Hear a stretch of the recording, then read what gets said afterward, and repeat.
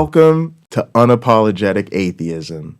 Here, we reject the idea that religion deserves reverence simply because it's old, powerful, or popular. We believe religions are untrue and promote an inherently harmful denial of reality. Our mission is simple: to end religion's dominance over our lives and to end it now. Not someday, not when it's convenient, not when everyone feels ready, now. This is the anti-altar call, an opportunity to undedicate your life to Christ, reclaim your autonomy, and join a community of secular humanists committed to uplifting marginalized voices, defending science, and fighting for the genuine liberation of human beings everywhere. I'm Dr. J. Bundy, aka Pocketlocker 86, an evolutionary biologist, biological anthropologist, and educator currently teaching anthropology and sociology at the collegiate level. I'm a former Christian youth minister and program director from a family of 5 generations of ministers. A church drummer and audio engineer turned scientist, organizer, political strategist, and unapologetic truth teller. It used to be my job to preach the gospel to kids. Now it's my mission to share the good news that the irrational gods we were taught to fear and obey do not exist. If you're here to think freely, live boldly, and build a better world rooted in reality instead of mythology, welcome. This is Unapologetic Atheism. Let's lock in. Ready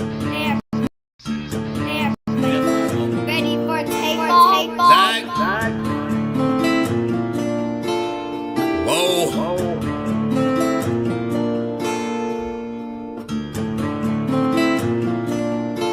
Working hard on my stump, what's the problem? I ain't had shit to show, being modest. Now it's grams of the wax for my conscience. Brian James in LA, you're on college. I've been jumping on them planes like a hobby. Still moving with the pack like my partners. Just the John on them jets cause we wildin'. But the bowl is a party on the island, moment of silence. So good, get back to the topic. Grew up, it was me and Flocka. Grandma's and Big T, this my mama. I ain't even for the pain when my pots flip. Knew his name, that's it, never bothered. Mom said, you the man, son, you got this. Ever since I found a way to go and pop shit. Hold up, blaze through a whole zip. Took a seat at the table of my first flip. Days in red roof with my first whip. Spent the money with the gang, never post pics. Seen a change in the game, had to coach it. Never let them take my wangs in the mold, bitch. Ever made in a month, nigga. Used to serve him at the minute, just the front, nigga. Goddamn. Had to grow up quick, I made my own rules. Had my first child, got it jumping with music. Can't really hang with nobody who losing. I thought by now that you would go and get it, but I could hardly see niggas this distant. Know you get cropped if you not in the picture. And I made that tag and went got a bag. Shots to the Henny and OG prescriptions, put rebel shit on the map. Took a leap from where I started at. Started ballin' now, I'm Chris Paul and Cass. Got him steady calling for the mold, but I'm on a roll, gotta call him back. And that's all fact.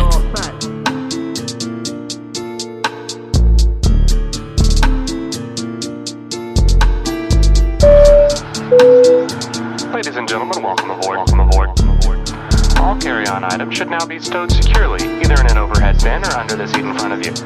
All aisles, exits, and bulkhead areas should now be clear.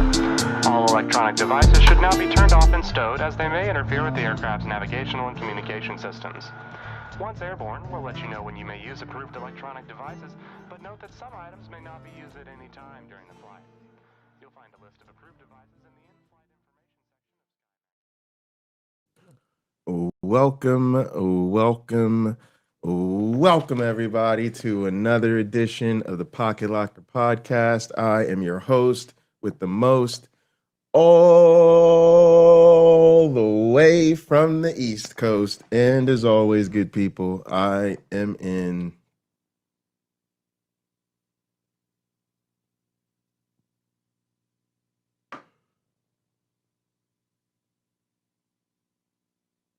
airplane mode. Gang, welcome to the show. You should already know what time it is. It's time to lock in and turn up. If you are listening to us in your car, time to hotbox that thing. Turn up the volume. If you listen to this at home, close the motherfucking door. Get your shit ready to get your motherfucking weed together. Get your goddamn drink. It is motherfucking Friday. Hope everybody had a good Friday and all that good weekend, all your weeks. And cheers. Look, we got to get right. We got to get straight into it. We got to get straight into the fucking zone. Let's go ahead and hit this airplane mode. Look, y'all, we got a lot of shit to fucking talk about today. And some of this shit is really gonna put you on, and some of this shit is really gonna turn you off, because we're gonna have to talk about all this hypocrisy towards MAGA. Y'all ain't gonna keep picking on MAGA like this and think I don't have nothing to say about it. Yeah, I'm all the way take up for MAGA today. Not even remotely joking to you. I'm all the way take up for MAGA today. But you know what? First, we got a little bit of fun to take care of. Y'all, these motherfuckers talk about they just found out what the fuck that shit in The Lion King is really saying. Y'all, this shit is really funny.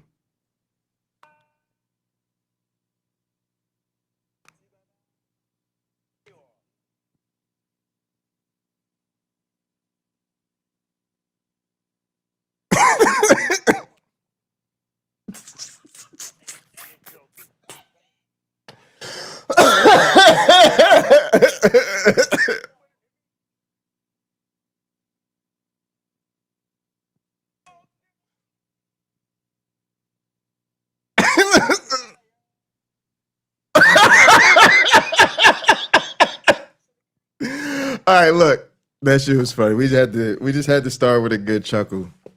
Warm up your vocal cords with a good laugh. All right, well, let's jump into it. Y'all know how she get down. This bitch all the way serious about her sociology. All right, class is in session. Here we go.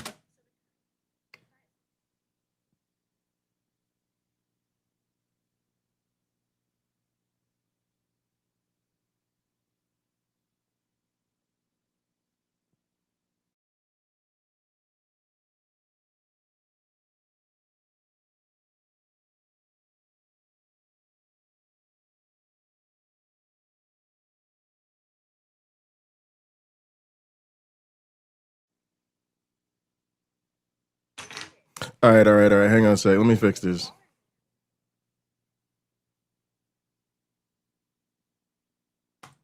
I forgot I had a fucking hardwire to fucking sound if I'm gonna do this. Okay. Let me do this real quick. We'll go back. See if I can hear the fucking video. All right, we'll switch this. We'll share that instead. Let's pop this open. All right, we'll be good to go. Here we go. Nanzingonya bagiti baba. You were way off. Ingonyama. What does it mean? It means, look, there's a lion. Oh my God. You're joking. That is not what that means. That is not what that means. That's exactly what it means. That's what it means. Look, there's a lion. Oh my God. It's a lion. There's a lion. Oh my God. It's a lion. So the current goal of the current situation is to open a waterway that was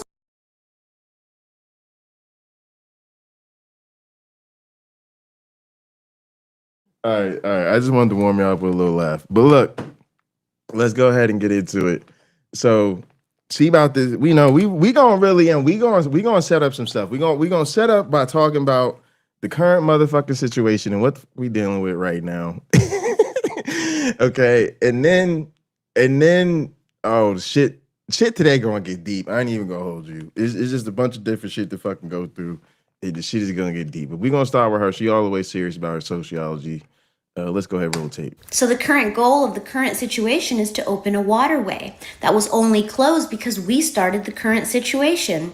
We created the problem, and now we're using the problem we created as the reason to keep going. In psychology, this is called the justification loop. It's the most common pattern in every abusive relationship on the planet. I wouldn't have had to hit you if you didn't make me so angry.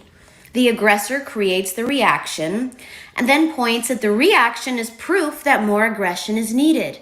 Meanwhile, gas just hit $6 in LA, oil is up 60% in a month, a country that was actively negotiating and already had agreed to inspections got hit anyway, and now we're told the whole point is to reopen a shipping lane that was open 5 weeks ago, before we showed up.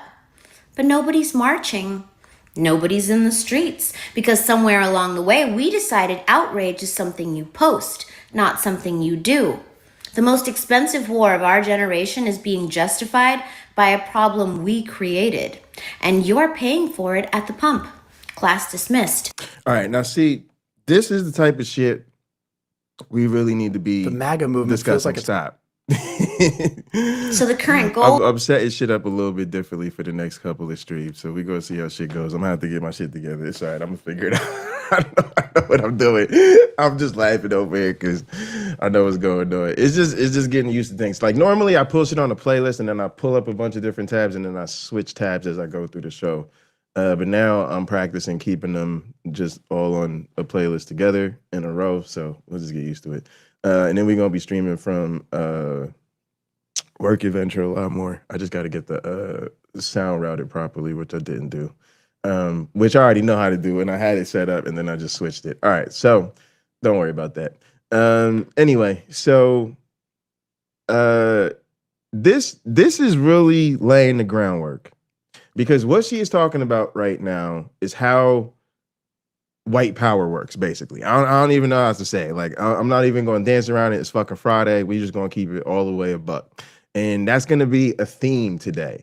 Like, this is how this oppressive, abusive fucking relationship that we are stuck in with white America is basically playing out, where these motherfuckers just play in our face all the goddamn time, the constant and perpetual fucking gaslighting, and it's serious. And yes, we're gonna be talking about, obviously, problems with the right, problems with the Christo-fascist, problems with fucking MAGA, okay? But they are not the reason we're fucking stuck in this shit. We're stuck in this shit because of the cultiness, the same Christo-fascist cultiness that this entire fucking nation is so fucking stuck in. It's the reason we are light years behind most of Europe in terms of quality of life and basic human fucking dignity. It is why everything in this fucking country sucks. It is why the economy is dog shit. It is why our education system is literally an actual fucking joke that produces motherfucking bots that literally are treated and behave like non-playable characters, okay? It's fucking ridiculous. And I'm fucking sick of it. And the thing is, I'm tired of the fucking left. I'm tired of the fucking left. I'm so goddamn tired of the fucking left thinking that this is a time for this fucking bullshit, fucking self-righteous, goddamn posturing. But we're fucked. This country is a cult. Like we're actually useless. We're hopeless.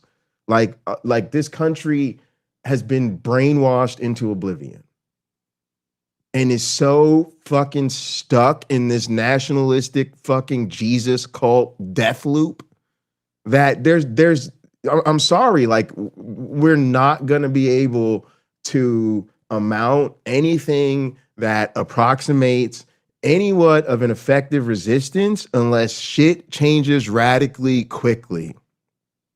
And that's going to require the fucking few of us, the very precious few of us that can really, for real, see what the fuck is going on, that have clarity, have fucking integrity, have a goddamn spine, have some semblance of a goddamn education, or at least how to effectively fucking fake one. Y'all, we have to come out guns blazing. I'm sorry. I'm really sorry. But the time for y'all to be sitting this show exists to radicalize you. This show exists to make your fucking ass uncomfortable so you will make somebody else's ass motherfucking uncomfortable. I'm tired of the bullshit. My class, this class, right? Every time my students, yo, this class is not here to teach you a bunch of fucking bullshit so you can go to fucking medical school and make a bunch of fucking money.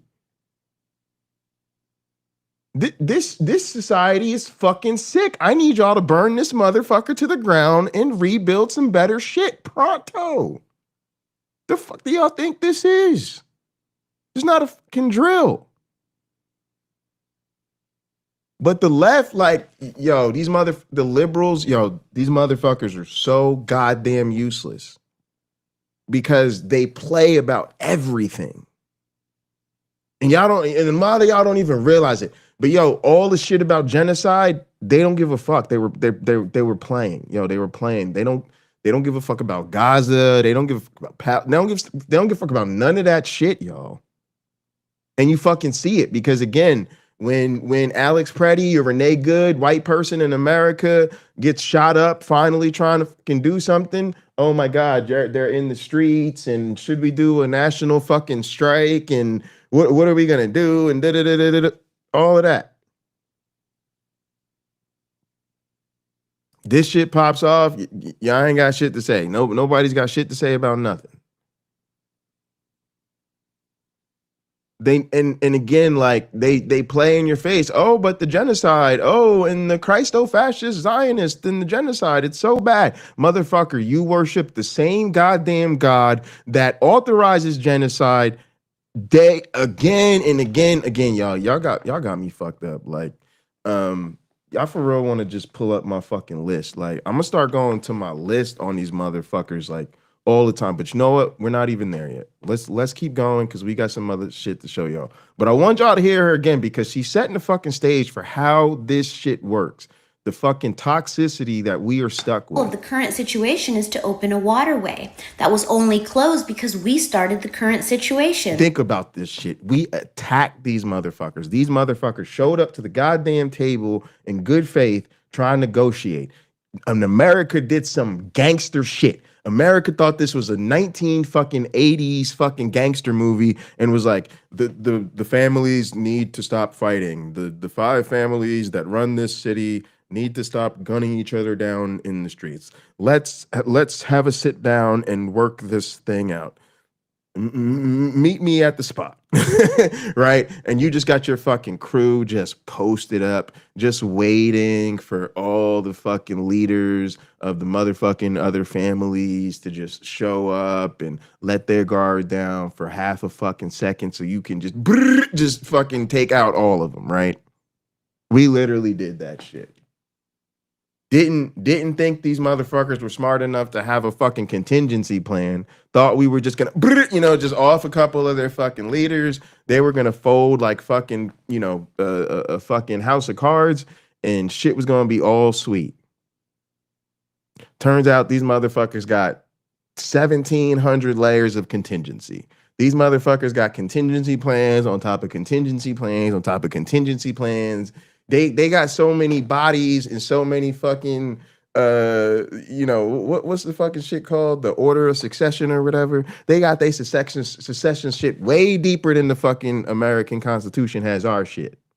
Oh, but y'all didn't learn that. Nah, because y'all ain't spend no time doing no homework, no research, no figuring out how they really run their shit. No, none of that. Just straight up on some gangster shit. Like this was fucking New York back in fucking the 1930s or wherever the fucking prohibition shit was popping off, and we was just going to just do some straight up gangster shit, and everybody was going to just live in terror, and shit was going to be sweet, and we were just going to move on like it never happened. Couldn't have been fucking wronger. We created the problem, and now we're using the problem we created as the reason to keep going. Oh, and by the way, wasn't we supposed to be so afraid of these motherfuckers because they had some nukes or some shit? where they was developing and enriching the uranium and the blazes and the flavonoids. And that was supposed to be so dangerous because, they like some type of radical Islamic theocracy, which I hear they were doing kind of a radical Islamic theocracy. I know I don't fuck with that shit. But apparently that was supposed to be so bad that they were just so crazy that they was apparently hiding some nukes or something. And then if the slightest hint of instability crept into the region, they were just going to unleash. They was going to hit all the red buttons. They were just going to unleash all the secret nukes that they had. Funny how we blew up their shit. They decided to shut down the Strait of Hormuz. We literally bombed some of their fucking schools. Where the fucking nukes at? We literally, this is what I'm telling y'all about abusive motherfucking relationship. When a nigga just go upside your motherfucking head for no reason and then tell you was looking at him cross. So, he thought he knew, he said you was looking at him like you was about to do something to him. So he had to go all the way upside your head. Now he just went all the way upside your head. You looking at this nigga like, I know you didn't just put your hands on me like this. But notice, you still ain't even fucking attack this nigga. You still just like, I know you ain't just fucking go upside my head. This nigga really just went upside my head like this. So he was so worried you was going to be provoked. He just went straight upside your head and you still didn't attack this motherfucker. You still didn't attack the motherfucker. Now he punches you in your motherfucking nose out of goddamn nowhere. Like, bitch, I saw the way you looked at me. You was about to do some real fucked up shit to me. So now you know what I'm saying? This is what we do to people. But because we're America and because this is the land of white Christians, it's just supposed to be all fucking sweet. The world is fucking sick and tired of this shit. And I am sick and tired of this shit. So I'm on team world. I am stuck in this abusive ass relationship in America. By the way, yo, we got to get the fuck up out of here. We got to switch our whole community's whole shit up. I don't give a fuck about atheism, fucking politics, fucking none of this fucking shit. This is the shit we got to live with. We got to fucking deal with. This is the shit we got to fucking handle so we could try to make the world a better place. But y'all, we got to exercise some self-care up in this bitch. And it really just feels like this America shit is just over. It's just really over. And I think those of us that could get the fuck out of here really need to seriously consider doing so. Like, it's hard. I hate the thought of leaving behind my students and shit like that. But at the end of the day, like, this country is just too fucking goddamn much. So anyway, while we're fucking stuck in this shit, since Americans are just such profoundly unserious people, since Americans are just such profoundly unserious people, our best hope is that the rest of the world just decides to fuck us all the way up, because that's pretty much the only way. That's the only hope we have to get our shit together. That's literally the only hope we have to get our shit together, because Americans are a fucking joke. In psychology, this is called the justification loop. It's the most common pattern in every abusive relationship on the planet. I wouldn't have had to hit you if you didn't make me so angry. The aggressor creates the reaction and then points that the reaction is proof that more aggression is needed. Yeah, we need to get on our black babes abroad, basically. We gotta get on that fucking exit plan team. It's crazy because it's so many mixed emotions. But the funny thing is too, like, actually we might we have to have this conversation at some point, because I could very well see myself being easily convinced that we can actually do much more for America from abroad. Right? You know what I'm saying? Like, put on your mask first. You know what I'm saying? This is straight out of the goddamn airplane safety video, y'all. Put on your mask first, right? Before you try to put that child's mask on. You know what I'm saying? And I really do want to put that child's mask on, because as an American, I can see that we're basically trying to... We be worried about the country being fucked up. These kids be lucky if we still have a goddamn planet when they grow up. But if we do still have a planet when they grow up, this country is just going to be, it's literally going to be the, like, really bad triple sequel to fucking Idiocracy. Like, we're already in Idiocracy. Like, every day we live moments that make Idiocracy look like a fucking documentary.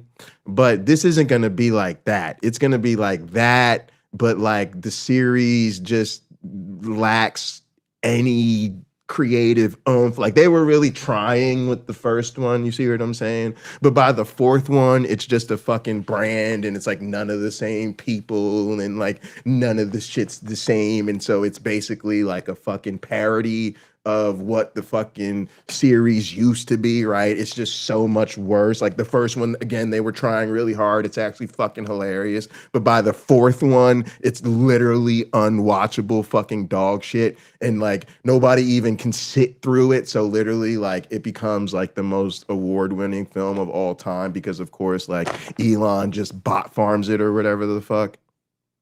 That's the reality America's children are gonna grow up into. Like it's some shit that like, was that the least eloquent fucking description you ever heard on this channel? Yeah, because the fucking shit that they're gonna be fucking growing up into is literally difficult to put into fucking words. And I have a goddamn dual PhD. I've used a lot of fucking words in my life. Meanwhile, gas just hit $6 in LA. Oil is up 60% in a month. A country that was actively negotiating and already had agreed to inspections got hit anyway. And now we're told the whole point is to reopen a shipping lane that was open 5 weeks ago. 5 fucking weeks ago. Before we showed up. But nobody's marching. Nobody's in the streets. Because somewhere along the way, we decided outrage is something you post, not something you do. The most expensive war of our generation is being justified by a problem we created. And you're paying for it at the pump. Yep. And they got us too. They got us too because we created this goddamn, I don't know, I love social media. Actually, it's beautiful. I fight for this shit all the time. I'll be in the goddamn real institution for real, for real. I'm a goddamn actual academics, my goddamn day job. And I'm literally in that bitch fighting for YouTube. Like I'm trying to stream my fucking classes. I'm trying to do outreach. I'm trying to do education. I think YouTube is the most powerful and influential educational fucking institution on the planet, bar none. I don't give a fuck what university you work at, okay? But woo, this shit come with a downside. Woo, this shit like every fucking tool that advances society. Boy, there's some benefits and there's some motherfucking drawbacks. And the drawback that nobody fucking talks about is it produced a goddamn opinion economy. See, we thought we hit that freedom. We thought we hit that free thing. We was like, yo, this social media thing is cool because I don't even got to pay nothing, yo. I just got to open my phone. My phone's smart shit. Yeah, I got to pay for the phone and the internet and the bills and I have a job and all the fucking bullshit. And social media fucking makes me super insecure and is ruining my fucking brain and my goddamn relationships and my ability to think for myself. But we just gonna set all that aside for real quick and talk about the fact that we thought we was fucking getting away with something because now we could just touch each other and have fucking connections and fucking cultural exchanges and debates and all of this shit. So we felt like we was really doing something up here on social media. And the motherfucking billionaires were sitting back like, hold on, relax. Right? Like at first they was freaking out. They're like, oh my God, there's a new public sphere and there's gonna be critical thinking and they're gonna become socialist and they're gonna tear down the capitalist empire and we're never gonna make any money. And they were like, hang on, just watch them. And they were like, no, it's cool. You know, we could just teach this shit like this, like it's TV or the radio, like every other fucking technology. We'll just put a bunch of ads on that shit. Yeah, we'll just put a bunch of ads on the shit. Just be scrolling and buying. But then they realized something even more powerful. Even the motherfuckers that can't buy shit, can't afford shit, can afford to fucking scroll. And that fucking scrolling, they could afford to do that. And then that shit informs their motherfucking opinion. But they don't take to the fucking streets. They don't fucking say like, hey, I think we're pretty fucking pissed and the government's not working. Didn't the Constitution say some shit like if the government's not working, we get to just reform that shit? And if that don't work, we could just tear that whole shit down and start a new one? I think, doesn't it say that in the fucking establishing documents of the motherfucking government that if the people don't think the government is working, the people have the right to fucking get rid of the goddamn government or change it? Yo, they're never gonna fucking do that. No, they're just gonna run to the comments. Chill, just watch them.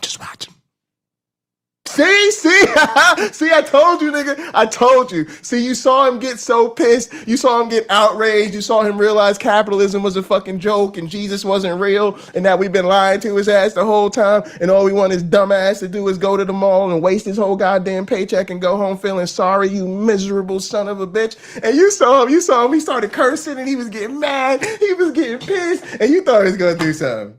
Yeah, I saw you was getting nervous. You thought he was going to do something. You thought he was going to actually take to the streets and fucking be part of a goddamn revolution. I told you nigga was going to run to the comments. I told you. He was just going to run to the comments. He ran to the comments. He thought he was really doing something. He thought it was just, he just went and he smoked some weed. He passed out, you know, and that's it. That's it. You got to wake up and go to work tomorrow. He'll do the same thing all over again.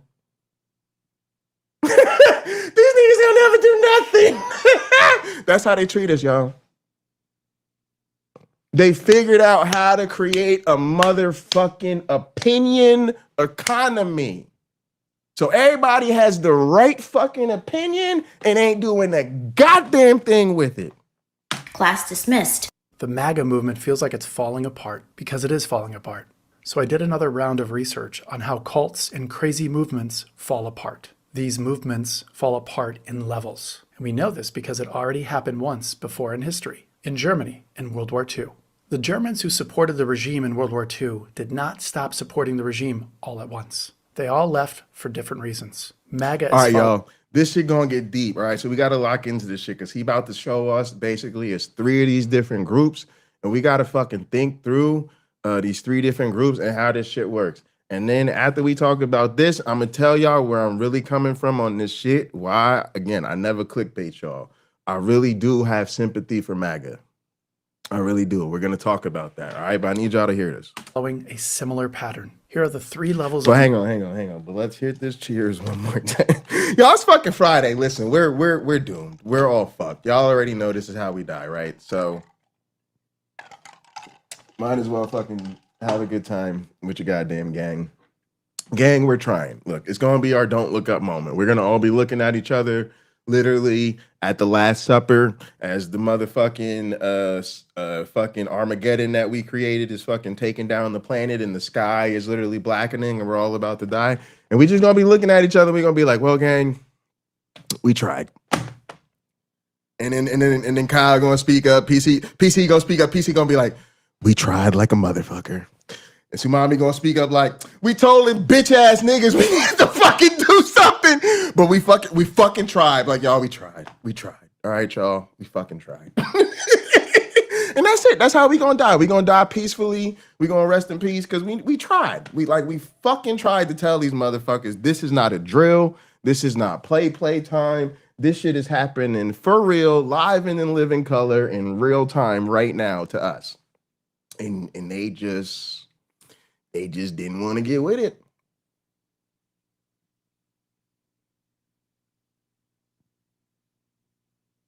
So we're going to keep on trying.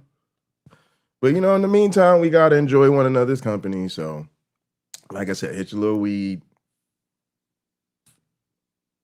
Get into the mode. Enjoy a little drink. Have a little cheers. All right. Let's keep on trying. MAGA and how they will each fall apart over time. Level 1, the casual MAGA. These are the people who wore the hats, flew the flags, and went to the rallies. They were never really 100% into the cult. They just like being on the winning team for once. Psychologist Henry Teifel at the University of Bristol spent decades studying why people join political and social groups and why they stay even when those groups hurt them. He called it social identity theory. Teifel found that people with low commitment to a group stay only as long as the group makes them feel like winners. So think about this. Think about the research question. Y'all, people think it's a game. It's not a game when it comes to social science research. It's a very specific research question. Why do people stay in groups even when the group is hurting them? So all that bullshit about what they benefit from and how it makes all that's out the window. Why we can objectively say these motherfuckers are showing real deep allegiance to a group that is clearly acting against their best interest. Okay, we have a very specific research question on our hands. Why on earth would you do that? because it makes them feel like winners. They're low commitment, they're there for the vibes, but it just feels good to be on the winning team. It feels good to just flaunt your victory in other people's face. Because let's face it, you're kind of a low self-esteem loser. See the part about you being loyal to a group that's doing you harm. But this allows you to feel like a fucking winner. So that requires one tactic, right? Primarily make sure this shit isn't winning anymore. And then, damn, now the vibe's off. The moment it stops, they walk away and find another group to join. In MAGA, it's working exactly that way. The rallies stop feeling exciting. Being MAGA stopped feeling cool. It was never cool. And just like that, the flags came down, the red hats disappeared. No explanation, no announcement. They just moved on quietly. Now they don't want to talk about politics. It's all just a sore subject to them. Soon they will never admit they ever supported Trump. The first level is pretty much already gone. Level 2, the true believers. All right, so that's a lot of them people that are making the videos about, oh, I woke up and oh my goodness and fucking having a realization, right? This is the group we're really getting into now. The first group is the people that were just kind of there for the vibes, like, loosely, like right there. It's not like a deep commitment, but they kind of just aligned with a lot of the fucking brokenness and quite frankly, the identity politics, right? And they bid on the bullshit about the ground, that heritage Americans, all that bullshit. And so that allowed them to get swept up in the fucking momentum, right? And as soon as that momentum's gone, they're just off. They're just off. Now this next group, these are the motherfuckers who made it their whole personality. These people built their whole identity around the cult. All their friends, all their social media, their entire identity was wrapped up in MAGA. Psychologists call this the sunk cost trap. The more you invest in something, the harder it is to walk away from. But see, this is some of the shit we're going to have to come back to, thinking about that. The sunk cost trap. Because, all right, I'm going to let them finish. Everyone has their breaking point, and that breaking point is always personal. Andrew Schultz, a famous comedian and host of the Flagrant podcast, interviewed Trump before the election and voted for him. Schultz now is publicly saying Trump did the exact opposite of everything he promised. Schultz said, and I quote, "I voted for none of this." Joe Rogan has the biggest podcast in the world right now at 29 million YouTube subscribers.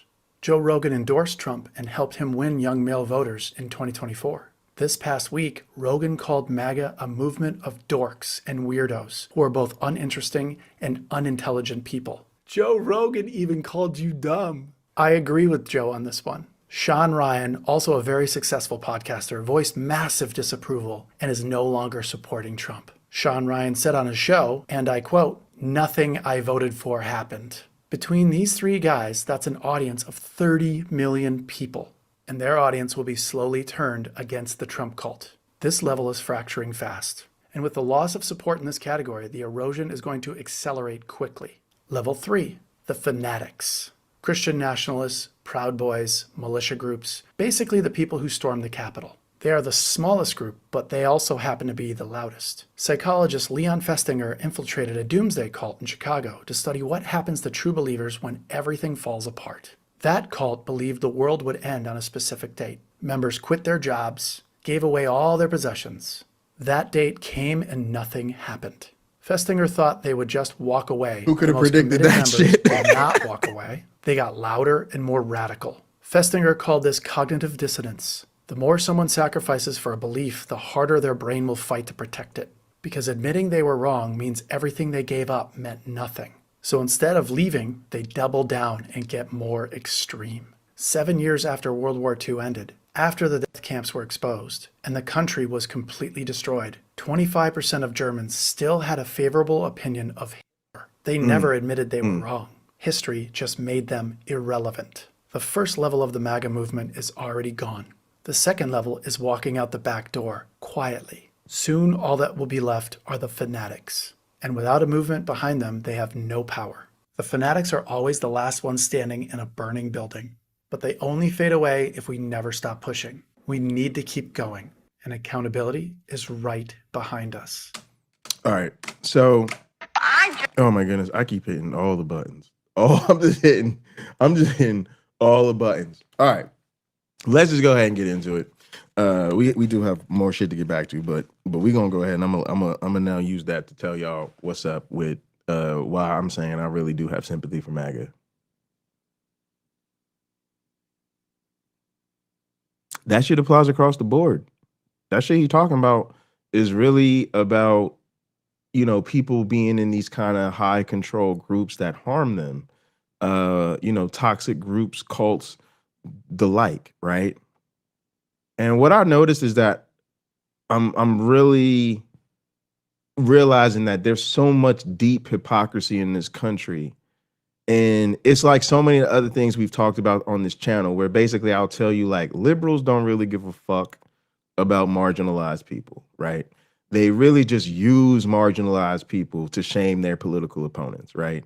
So, you know, it's MAGA's racist, MAGA's sexist, MAGA's a bunch of transphobe, the right is a bunch of bigots, the blase and the fucking flavonoids. But when it's time to really show up to vote for fucking a black person, for instance, nah, they just come up with all the fucking excuses, and all of a sudden now they need the most pure politicians, and all of a sudden the bar is in heaven, which doesn't fucking exist, right? And them same motherfuckers will turn around and vote for a white man who they know is just the motherfucking worst. But again, they just couldn't bring themselves to vote for that black woman because, again, she wasn't pure. So since she wasn't perfect, it was okay to let somebody who was fucking literally the embodiment of motherfucking evil become the most powerful person on the planet. Because that's how really most white liberals really get down. Knowing good and goddamn well exactly what the two future options on the table were. Every fucking time. That white shit is like, their brains just get fucking scrambled, and all of a sudden they're just fucking worthless. Worthless fucking sacks of flesh. And so the same shit has happened with MAGA. All that shit liberals be talking, you're in a cult. You're in a cult. If I hear one more fucking Christian liberal, quote unquote progressive Christian, democratic Christian, tell me about MAGA being in the cult, nah, I'm not the one for that. I'm really not. The next time a motherfucking liberal tries to tell you, oh, but we're anti-Zionist and everything in Gaza and with Palestine is so bad because we really hate genocide. No, you ignorant motherfucker. You worship the genocider of all genociders. You worship the genocider in chief, and his motherfucking name is Yahweh. Do not play in my motherfucking face and pretend that you are against genocide and then drag your narrow ass to church on Sunday morning and worship a God that you're going to tell me is going to send me to hell because I don't believe in his ass, so my black ass could be tortured for eternity. A God who commanded, didn't fucking authorize, didn't tolerate, didn't acknowledge, didn't make excuses for, didn't ask for fucking politely. Demanded genocide. Wipe them entire motherfuckers all the way out. Over and over and over and over again.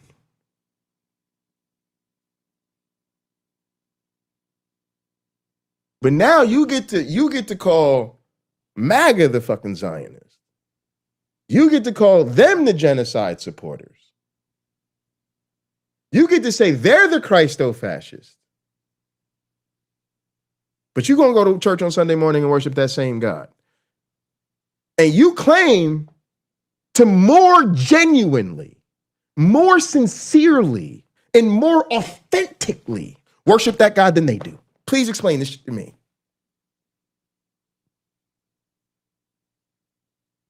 You see what I'm saying? So I ain't never gonna be considered a fucking MAGA apologist. I'm never gonna be on their team. I'm never gonna support them. But as a motherfucking social scientist, oh yeah, I absolutely recognize the motherfucking hypocrisy. Oh, I absolutely see the problem. And that's what I mean about America just being profoundly unserious people. Here we find ourselves in the most fucking serious of moments, and you will literally use an actual genocide happening in real time as a political opinion piece to virtue signal your apparent care for the lives of other human beings. And then at the same time, turn around and go to church on Sunday, give 10% of your income, and tell everybody you are the more sincere Christian, and go worship a genocidal God. And then act like the rest of the fucking world is so goddamn ignorant that we can't see you.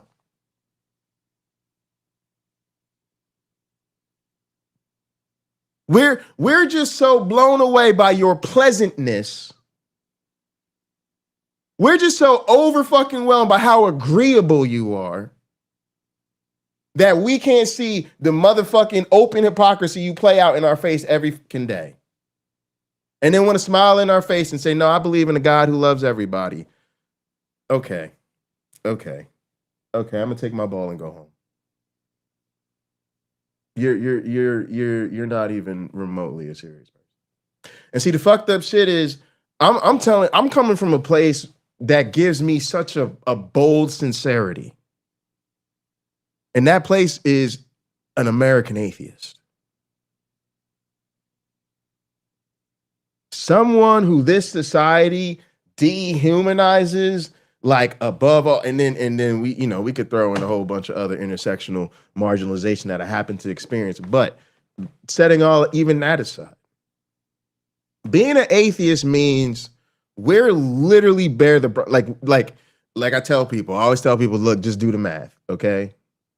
The Bible at most has a few or handful of phrases, handful of verses that say it's all the way fucked up to be gay, and some weird shit they twist around to fuck around with trans people, okay? At best, there's a few little scriptures here and there. They're fucked up. I'm not saying they're not there. I would never do that to y'all. But my point is, them few little scriptures is enough to justify all that discrimination, all that persecution, all that bigotry, all that death.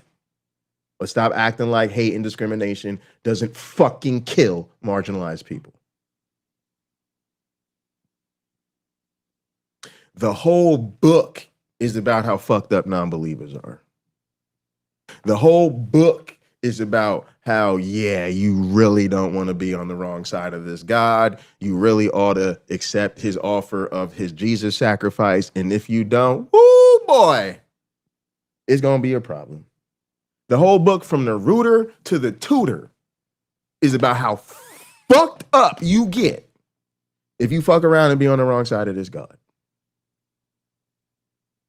And so many of us have left that cult through cost and personal suffering and discomfort, the likes of which these motherfuckers will never be able to wrap their heads around. Yet still, we live in a society that is so indoctrinated with this cult and so conditioned to prioritize the feelings of the people who bite on the bullshit that they don't give a fuck about how much pain people like you and I have been through. So every time they go to prioritize, oh, we've all got to get along, oh, we've got to all be agreeable, oh, we have to make sure we don't make religious people uncomfortable, you send a message loud and clear that the pain and suffering of the people with religious trauma is not even on the table. It's not even part of the conversation. It's not even being considered. And the pain of those people does not matter. their pain means nothing. Because the priority is the comfort of the believers above everything else. So that puts us in a position where we already know how y'all really feel about us. We all really know our place in this hierarchy. We know ain't a goddamn thing happening on their day of the week that is going to do shit for us. So we have nothing to gain in upholding the status quo. We have nothing to gain by not challenging this religious dominance. Nothing. The shit that makes the rest of y'all so comfortable and sleep at night gives us motherfucking nightmares, and we're just like, this is how we die. And we know our death will again mean nothing to y'all, because again, you'll have to do whatever it says. So when they say, oh, we fucked them atheists all the way up, and we just had to do that because they was unrighteous and they were enemies of God, y'all be like, well, we gotta protect their religious freedom, right? So we already know. So what I'm basically telling you is I'm tired of liberals playing in my face when they're in the same cult as MAGA. And I tried to help my students kind of realize it in like a gentle, like educational way, which was, we started to have a really good conversation, and some of them started talking about, like the things that, the ideas that they hold on to, like no matter what. And we talked about stories about how scientists sometimes don't accept, evidence that's challenging to their current framework or interpretation of things, even when that evidence is very clear. So we talked about how even scientists, have narratives in their heads that, causes them to be blind to the evidence. And then we talked about how, some of them have beliefs that they say, even if they were proven untrue or no matter what, they would always hold on to. And I'm sure you're not shocked or surprised to hear for most of them, that is their religious beliefs. It's their belief in God.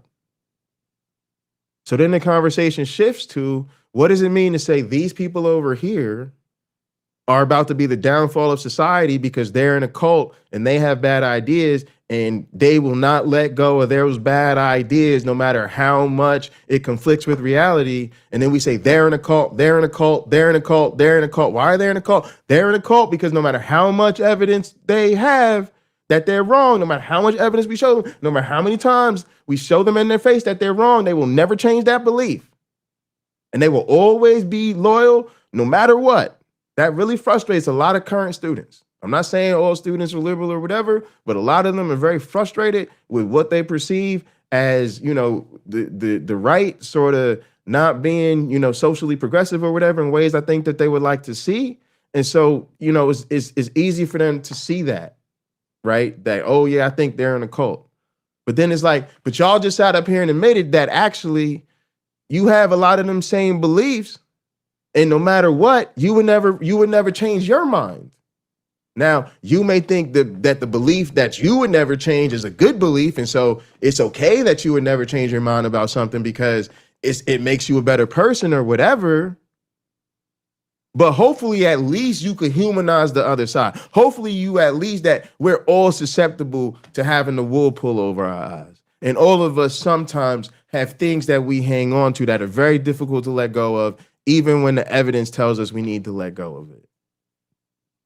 So I tried to put it to them gently, right? But the more way I would say it, especially in a room full of like grown adults, so I'm really talking to grown ass people, like, come on now. Why are we playing this fucking game?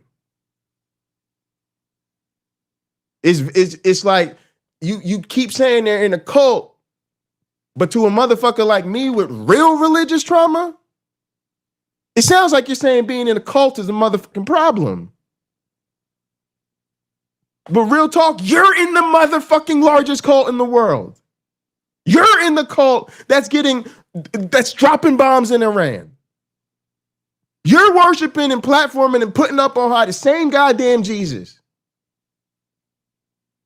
And the only reason they can turn around and say they're doing all this evil shit in the name of a fucking evil God that authorizes genocide and rape and slavery is because your dumb ass won't stop worshiping the same motherfucking God that commands rape and genocide and slavery. So they are right about the God in the Bible. So that is actually very unfair. Because they're actually being sincere, standing on business for the same faith, but you being a soft-ass little baby back bitch about it. And then you're whitewashing it. You get mad at them. Oh, they're cherry-picking scriptures. You're cherry-picking scriptures. Well, God is love and God is grace and God is... You are cherry-picking scriptures. Jesus, titty Christ himself said, I came to bring not peace but a sword. You ever been in a fucking Christian congregation when that shit comes up? It comes up all the time. They all say the same goddamn shit. As much as these MAGA fuckers talk about Christian nationalism, they act like they don't understand how Christian logic works. They say that's the word of God. That's the excuse they bring. Oh, he didn't mean a literal sword. He meant the sword of the word of God. Well, what is that? It's the sword that divides. It's the sword that divides the righteous from the unrighteous. And then you're going to turn around and cry, how did this country get so goddamn divided? Why is there so much division? Why can't we all just get along and be rational? Bitch, get out of my face.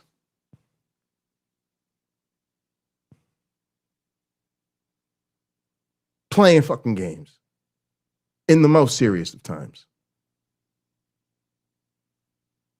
So yeah, I do. I have sympathy for fucking MAGA. Because they're doing the shit that we brainwash people to do. They're living the fucking American experience that the fucking system and society has structured. And then we blame them. Oh, but don't get me wrong, you're the fucking liberal and you're against victim blaming, right? You're against victim blaming, but fuck them because they're the bigots and they're the racists and they're the ones that are pro-genocide and they're stupid, right?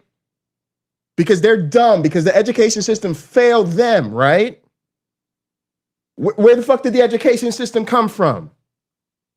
And what the fuck was your liberal ass doing while the goddamn education system went to fucking shit?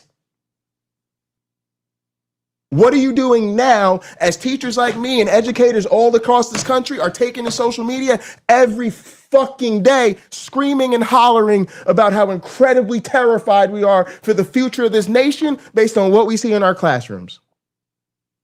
And this is coming from educators who love and adore their fucking students. And we're hitting the panic button. And we're the ones who think we have the most talented, hardworking students you can find. And we're still like, yo, it ain't even their fault. But they are so not ready for this shit.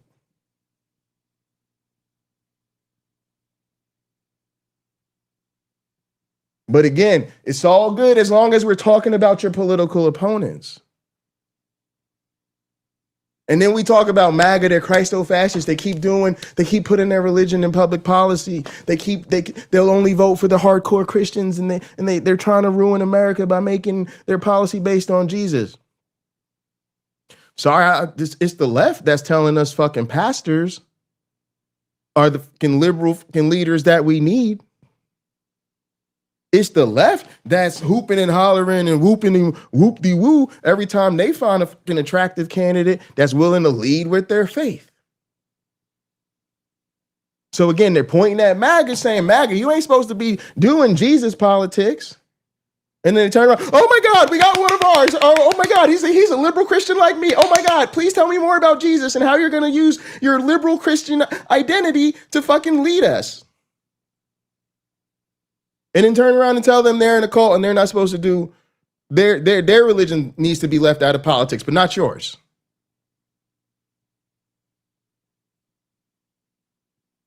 At some point, we're blaming the victims, y'all. I'm just trying to keep it real. At some point, we're blaming the motherfucking victims.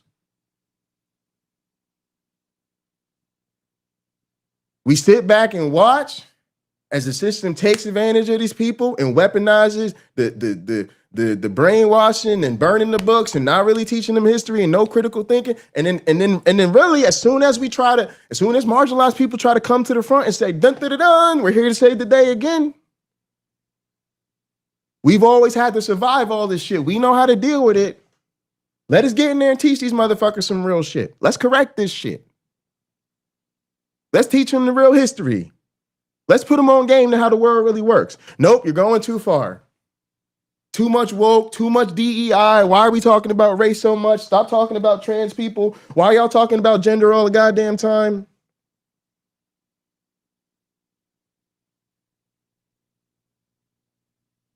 So then we fall back. Like, what the fuck is we supposed to do? We come here with the tools prepared to fix the problem, and y'all won't let us get to work. And every time we take one step forward, y'all push us 4 steps backwards. Told us we was doing too much. Tell us we want too much too fast. Hurry up and wait. We agree with the vision, but you're asking for too much too soon. I'm asking for too much too soon. Did you hear the part about we dropped a bomb on a school full of girls in Iran? I ain't got shit to say to nobody. I want too much too soon. No, I want bombs to not get dropped on little girls when they're in school, no matter where they go to school. Can't nobody tell me shit. When the bombs start dropping, it's already too late to stop. When the bombs start dropping, it is already too late to stop, which means the only thing y'all need to do is switch your whole thing up fucking immediately. Make haste. There is no time to waste. Again, we live in the most serious of motherfucking times, and these people want to play games. And they want to value signal about the humanity of other fucking people, but they really don't want to step up and stand on business for the humanity of other people, because they would have to give up the fucking ideas and the bullshit and the cult that they don't want to give up. So the cult is only bad if it's the cult that is motivating my enemy. If the cult is motivating me, don't say shit about my cult. Or you could say shit about my cult and it's going to go in one ear and out the motherfucking other. And again, that's why we can't have a serious national conversation about being in cults and the problem of cults. So all we have is a situation where a bunch of fucking leftists, I ain't going to call them leftists, but liberal opinion makers use the term cult to haul inserts at the fucking right wingers. In no motion, no actual, real, serious, grounded national conversation about the danger of cults, how to realize when you're in a fucking cult, and how to get the fuck out of a cult.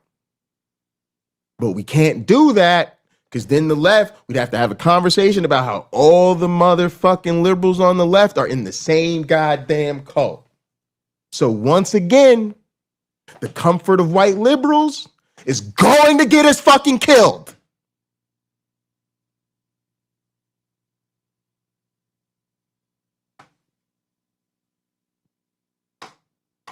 All right, let's jump into this next shit, because now we're going to see some more about this. Could not live beside them. I don't feel that they should be oppressed. But I moved here. One of the main reasons was because it was a white community. And that's the only place I intend to live. If I have to leave Levittown, I will do so. Personally, my home life, it has an effect nothing whatsoever. But on the neighbors, they have a right. Because the average white person living in Levittown has 4 and 5 children. Well, let's put it this way. If the Levittown is migrated in hordes of Negroes, which they have a right to come here, but if something that happens that way, pretty soon my neighbor will be having a Negro son-in-law or a daughter-in-law. And the fucked up shit is, I can tell you right now, that shit about this shit right here, I'm going to go back here again. In hordes of Negroes, which they have a right to come here, but if something that happens that way, pretty soon my neighbor will be having a Negro son-in-law or a daughter-in-law. And I'm going to tell y'all some real shit again. I was born in 1986. I grew up, I'm a 90s baby. And yes, I had the experience of desegregating schools. So just sit on that right there. Yep. In the 90s, your boy right here himself was desegregating schools. So don't act like this gentrified, racist ass shit is not a very recent phenomena. Okay. This shit is happening right the fuck now. Somewhere right the fuck now is a motherfucking black kid just like me who has desegregated the school themselves. Maybe their parents did a little something, wanted to raise them somewhere different, send them to a different type of environment, move to a different type of community to escape some of the toxic shit in the communities that people of color are so frequently trapped in. And as a result, they are now the only black kid in an all-white school. And don't sit here and act like them all-white schools happened by accident. So that shit really happened to me. And so I know what it is like to be an elementary school child and be told people don't want you in the hallway at the same time as their daughters because they are afraid of having interracial babies. And you thinking I'm motherfucking 10. What the fuck are y'all talking about? Oh, because I got a little girl. Yeah, I was hoping we could, I don't know, hold hands, write each other little notes. I'm 10. I'm 10. Okay? So that fear of interracial babies, that was, and what that was, and what it is, it was a socially acceptable excuse for racism. And I could tell you a whole laundry list of socially acceptable excuses for racism because I've heard them all. Okay? Give you a couple of my favorites. Okay? They're afraid of interracial babies. That was a good one because it was basically saying, I don't personally hate black people. I don't personally have anything against them, you know, being in our communities. I just don't want to, you know, poison the good, you know, blood of our family, right? And then a lot of times, if you wasn't even comfortable, if that felt a little too racist for you, because it kind of was, you could kind of go to, I just don't think it would like work in our family, you know? And I think they would have like a hard time fitting in or some shit like that, right? The way I basically articulate, I would tell people, you're going to fuck up the family photos, okay? You're going to make the family photos, you know, white people have a long tradition of visiting each other's houses and seeing happy little pictures of their Snow White families, okay? You know the type of families I'm talking about, where you can't really tell if the husband and the wife are husband and wife or brother and sister if you just saw them taking a regular ass photo together. You know them type of families. That's how they like their photos to look. Okay. And having a little black man in the photo and a little dark-skinned child between, they wasn't feeling that. That literally, like, you were just gonna throw off the fucking vibe of the family fucking photo album. Okay. Another good one was, it's not that they're personally racist and have so much animosity as to black people. It's just that they grew up in a very racially charged time. And since they grew up in a very racially charged time, there was always fights breaking out between black people and white people.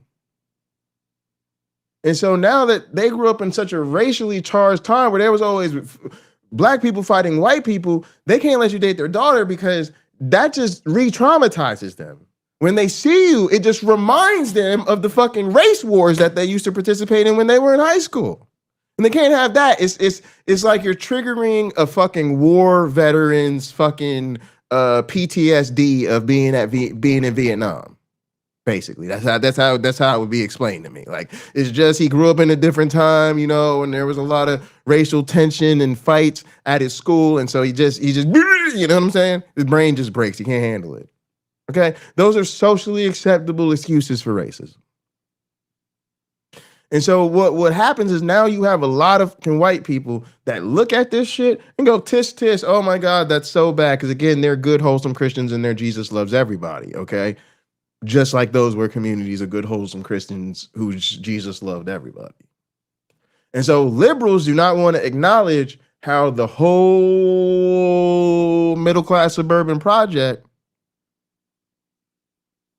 was race-based gentrification. It just is what it is. It was a new way to say, hey, we got just enough that we can commute to and from work, and we just need to get away from the riffraff. Here's another social excuse for racism. We just like to stretch our legs. We just wanted to live somewhere where we could afford to have a little bit more space. You know, build a little bit bigger of a house so we could accommodate our growing family. Another perfectly socially acceptable excuse for racism. It was a socially acceptable way, and they would even kind of joke, we just want to get away from the riffraff. And that was supposed to be meant to understood to be synonymous for both the hustle and bustle and the loud kind of environmental hazards that, again, why don't y'all care about other people who have to live in that environment? but it was also code for getting away from black and brown people and moving yourself to places where you knew most black and brown people could not follow. And if they could, y'all would make sure they knew they were unwelcome. It was the 1950s, Levittown, Pennsylvania. This country would have us. Oh, and also it was funded by opportunities for veterans returning from the war, literally to create the middle class, give them free education, loans for housing, make sure they had job opportunities that literally created the modern middle class. And black and brown people were excluded from those opportunities. So again, it was very deliberately and intentionally gentrified in a very racist way. Gentrification itself became a socially acceptable excuse for racism. Gentrification became a way to say it's about class, it's not race. So you could ignore the racial component, right? Again, I'm trying to put you on game, yo. Like he say, research over me, search. Education is elevation. We just trying to keep it real with you. That's called critical race theory. Okay, we understand gentrification is a euphemism for a very race-based capitalism. Yes, it is about economics, it is about class, but in America, we have a race-based economic system. So blaming it all on the money ignores the racial foundation of the entire system. That's what I mean when I say gentrification is another socially acceptable excuse for racism. Believe that was so far in the past that those people just disappeared. Now, a lot of folks say it's more about class and less about race. Here we but go. We see an example right there that in 1957, even if you had enough class status to be able to live in a neighborhood with those folks in Levittown, they didn't believe you was worthy enough regardless of your job. And for real, that shit hit home for me because when I talk about growing up in the 90s, being personally desegregating multiple schools, okay? I'm a kid from Pennsylvania. Many of y'all seen this channel. You've seen the fucking Penn State alumni motherfucking sweatshirt. That's because I'm a child of the state of Pennsylvania. Okay? Born in New Jersey, raised in Pennsylvania.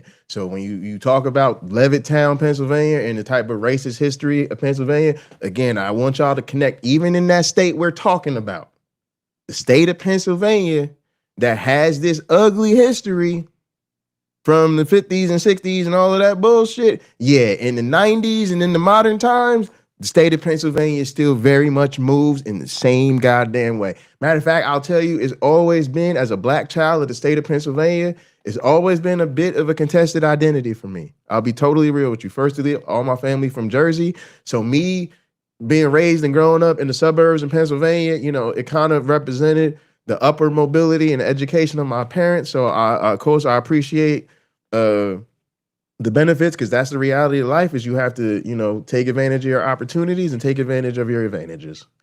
And at the same time, Pennsylvania is just a state I love so much because, again, as a child of the state of Pennsylvania, I associate with the beauty of it, the fun of it, the diversity of it, the different types of communities, like going to school with all different types of people and the different types of homes everybody had. And, you know, I went to school with rich kids who had helicopters and farm kids who I hung out with and rode around on tractors, and had the time of my life with both, right? And so I love the state of Pennsylvania because it is my home. And oh my God, if you just have not traveled the state of Pennsylvania, you really ought to, because we don't just have these beautiful cities like Philadelphia and Pittsburgh, and you could go to Penn State and have the craziest parties and the best football and sports environments in the world and all of that shit. But the state itself, like many states in the United States, is very beautiful. Just incredible, incredible landscape. Pennsylvania is one of them states you could literally just have the time of your life just riding around that motherfucking looking at how beautiful everything is. I really do feel that way about Pennsylvania. But at the same time, it hurts because I understood the racial tension of the state, and I grew up experiencing it every fucking day in very fucking cruel ways for a child to have to go through. And so it hurts my heart to feel like I love the state of Pennsylvania, knowing good and goddamn well I really don't know if the state of Pennsylvania loves people like me. And I still feel that way in 2026, and it's crazy. I just could not live by them. I don't think they should be oppressed, but I can't live by them. That sound like a lot of good liberals and conservatives of today's time. The same speaking points. Think about it though. The suburbs of today was created back then in the 1950s, 1960s. There's a distribution of wealth and knowledge that's been passed from generation to generation to generation that still impacts how we live today. And to be clear, it wasn't that many generations ago. My grandmother was born in the 1950s. And her mother, the person that birthed her, was born in the 1930s. Not that far ago. A lot of folks that run the system right now was raised in times and by people like her right there. And so here's another trick. He talks about this a lot. It's called the trick of time, right? And when we talk about critiquing white culture, the trick of time is how they play this. That's what really creates, to be honest, the accusations of reverse racism. Is basically a way for them to say, I may have inherited the privilege and the benefits of the fucked up system, but since I don't like it, since I don't claim it, since I don't identify with it, since it doesn't align with my professed values, you cannot hold me accountable for continuing to manifest the structural fucking privilege I inherited in this motherfucker. So it's basically like saying, I get to reap the rewards, but you can't blame me. Okay, but if you get to reap the rewards and it was passed down to you and you get to benefit from it, we call that ownership. Yeah. Yeah, right? If my daddy leaves me his car and in his will he says, I leave my car to my son, and then I get to drive around in my dad's cool little Audi truck, and I get to benefit from my dad leaving it to me, so I inherited it. I now own that motherfucker. Matter of fact, the government's gonna tell me I gotta pay taxes on that bitch. So somehow you inherit the white privilege, you inherit the benefit, you inherited the suburban privilege, the suburban lifestyle, the safety, the comfort, all this pleasantness y'all love. When the rest of us from the outside looking in, your life look like a goddamn Hallmark movie. I think that shit all the time. I'm gonna tell y'all something about me, just so you can see the type of mentality I have. I love the word underprivileged. I really do love that word underprivileged. It's a controversial word in certain like social science spaces, like, because is it sidestepping the identity issues and a lot of different things, right? And it's not my way of sidestepping the intersectionality or talking about the real issues, but it's my way of kind of saying that privilege is not really a problem.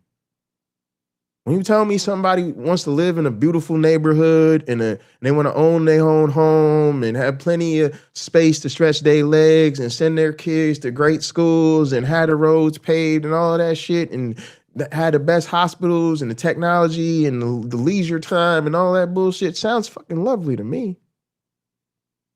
So I don't want to tear down the privilege. I just think everybody should enjoy that shit. So I like the term underprivileged because it allows us to say, I'm not coming for these people. I'm not trying to take from these people.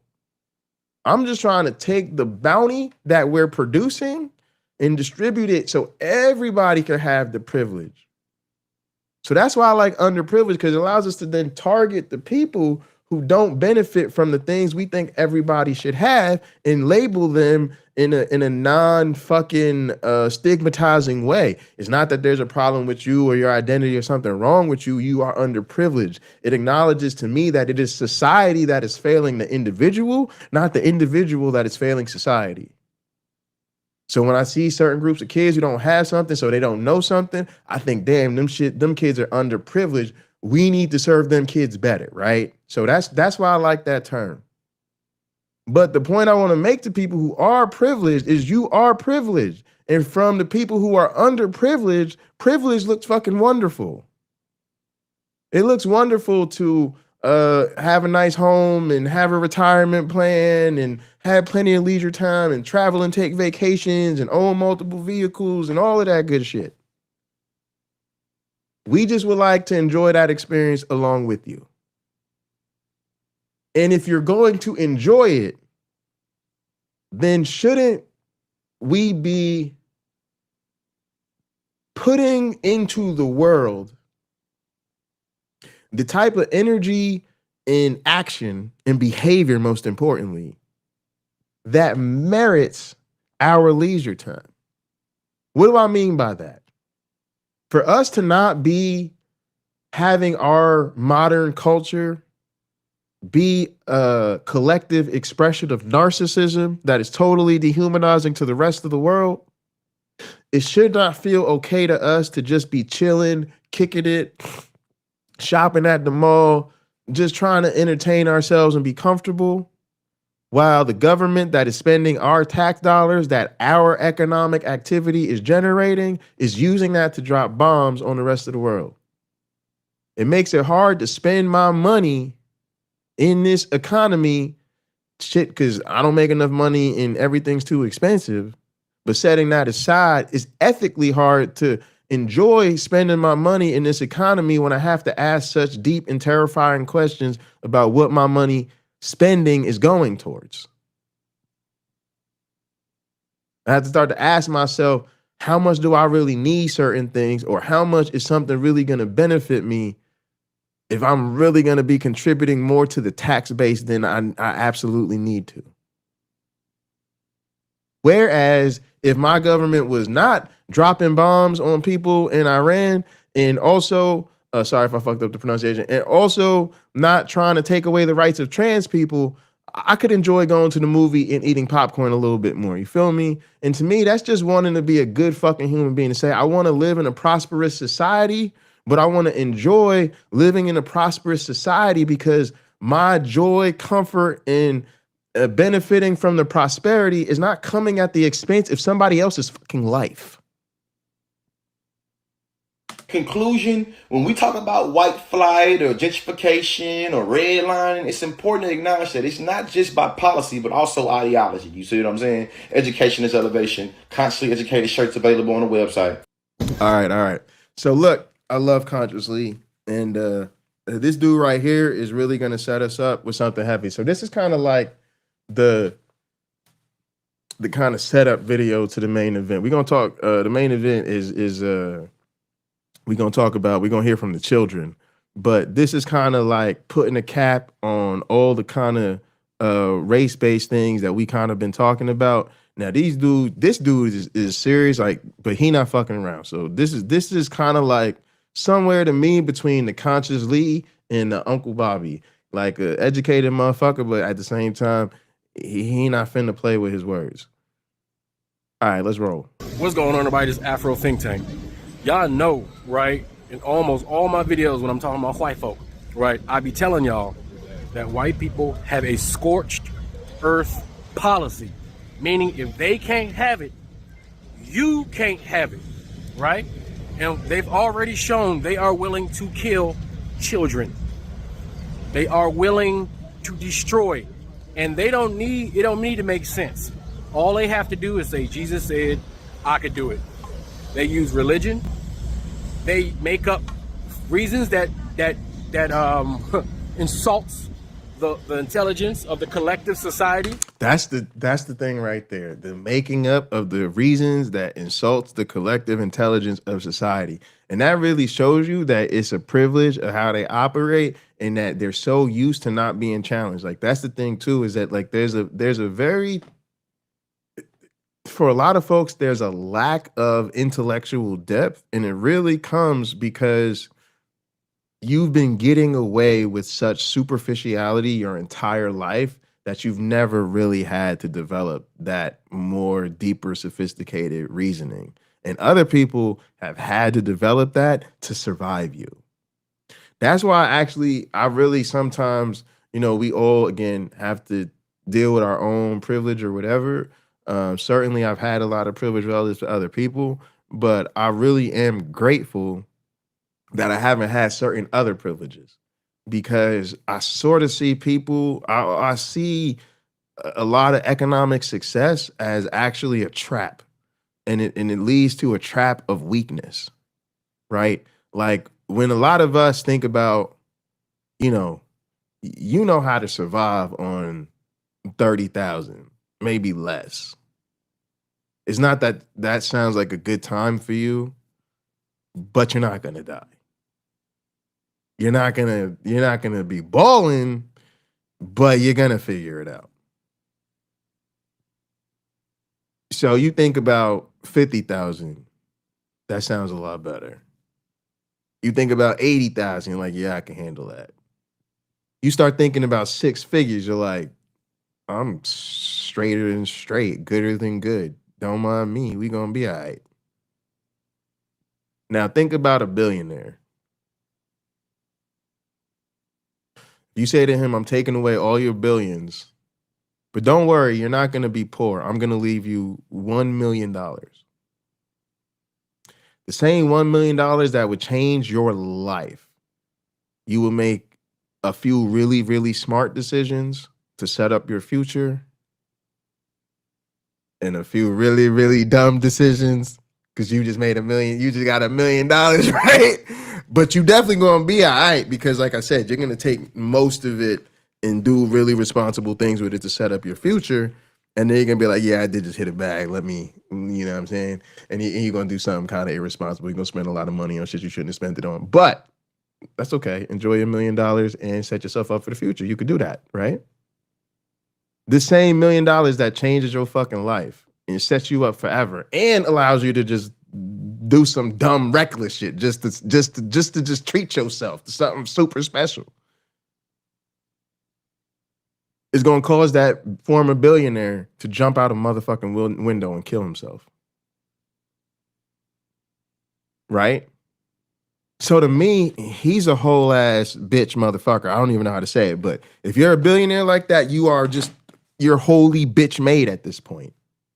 You know what I'm saying? Like the thought of having to be a millionaire will send you into a motherfucking downward spiral. Like you literally don't know how to survive off $1 million. Do you see what I'm saying? So it's something like, it's something to where, like, of course you don't want to be on the low end of the privilege spectrum. Again, you don't want to be underprivileged. That sucks. I mean, underprivileged fucking sucks for everybody. I don't give a fuck who you are. So you want to get to the point where you're achieving some kind of parity where you have enough resources to kind of like, you know what I'm saying, maximize your potential and develop your talents and that type of shit. But damn, you start getting too privileged, you start getting too comfortable, you start getting everything you want, like, damn, that creates a whole new set of problems. And that's how I feel about just a lot of privileged people. It's like, yeah, you didn't really have it as hard as other people, so you never developed the skills required to lead a hard life. And now it's a whole lot of shit you really can't do because you ain't really built for hard times like that. So yeah, it's kind of a trip for me. Like I be thinking about like, nah, I don't want to be set up like that. And they don't even try that hard to convince you. They're actually very lazy when it comes to how they try to justify the actions that they do. But they will destroy the world. And we have to stop them because we cannot let 7% of the world's population destroy all of it. Think about how many animals done went extinct because of them. Think about how many people groups have went extinct by them. Don't right? care. We talk about the crazy, like the Tasmanians. Extinct. They literally don't exist anymore because of them. You understand? So, you know, the Native Americans barely exist. And then the funny thing is, like, they're the same motherfuckers want to turn around and talk about cultural superiority and just how much the entire history of civilization we pretty much owe to their existence. That shit never ceases to amaze me. Because of them, right? And think about the countless other groups that don't exist that we don't even know about because of them. Death and destruction. Their entire culture is built off killing. They almost off themselves twice because of hygiene. You understand? Like, this is something we can't just sit back and just disregard because they're not rational. We can't think rationally for them. They're not going to be rational. Yep. And see, this is kind of what I be talking about, like the cultiness of America, where I really say those of us that could see what's really happening, we have to grab the motherfucking wheel and steer the motherfucking ship. We cannot wait for motherfucking irrational cultists to stop being irrational cultists. That's not how being in a cult works. That's why I be so pissed at the left, because it's like, yo, y'all are just freaking missing it. Y'all are just freaking missing it. Y'all are gonna play this goddamn game again because it's predominantly populated by these white and liberal Christians. And so these white liberal Christians are literally ride or die with the same genocidal cult shit that MAGA's on. And since those motherfuckers are pathetically privileged, they are sensitive little baby back bitches who literally can't be told that Magic Man in Sky isn't real. And since we can't have a conversation about Magic Man in Sky isn't real, so sorry, you're going to have to stop singing songs about how much you love your genocider in chief. And please don't play in our faces while we're really trying to stop actual genocides in real time from happening in the real world, that you are so anti-genocide, and then turn your ass, go home and read your fucking devotional Bible and attend your fucking prayer group where you can sing songs to your genocidal God. This is not the motherfucking time for that shit. But since that's the game they're going to play, the rest of us have to realize we are stuck in a death loop with a motherfucking death cult. And it will literally take the sky falling from on all of us in the very real nuclear apocalypse that these motherfuckers could be about to create before motherfuckers to fucking get with the program. And what you and I need to also realize is even that will not be a wake-up call for these motherfuckers.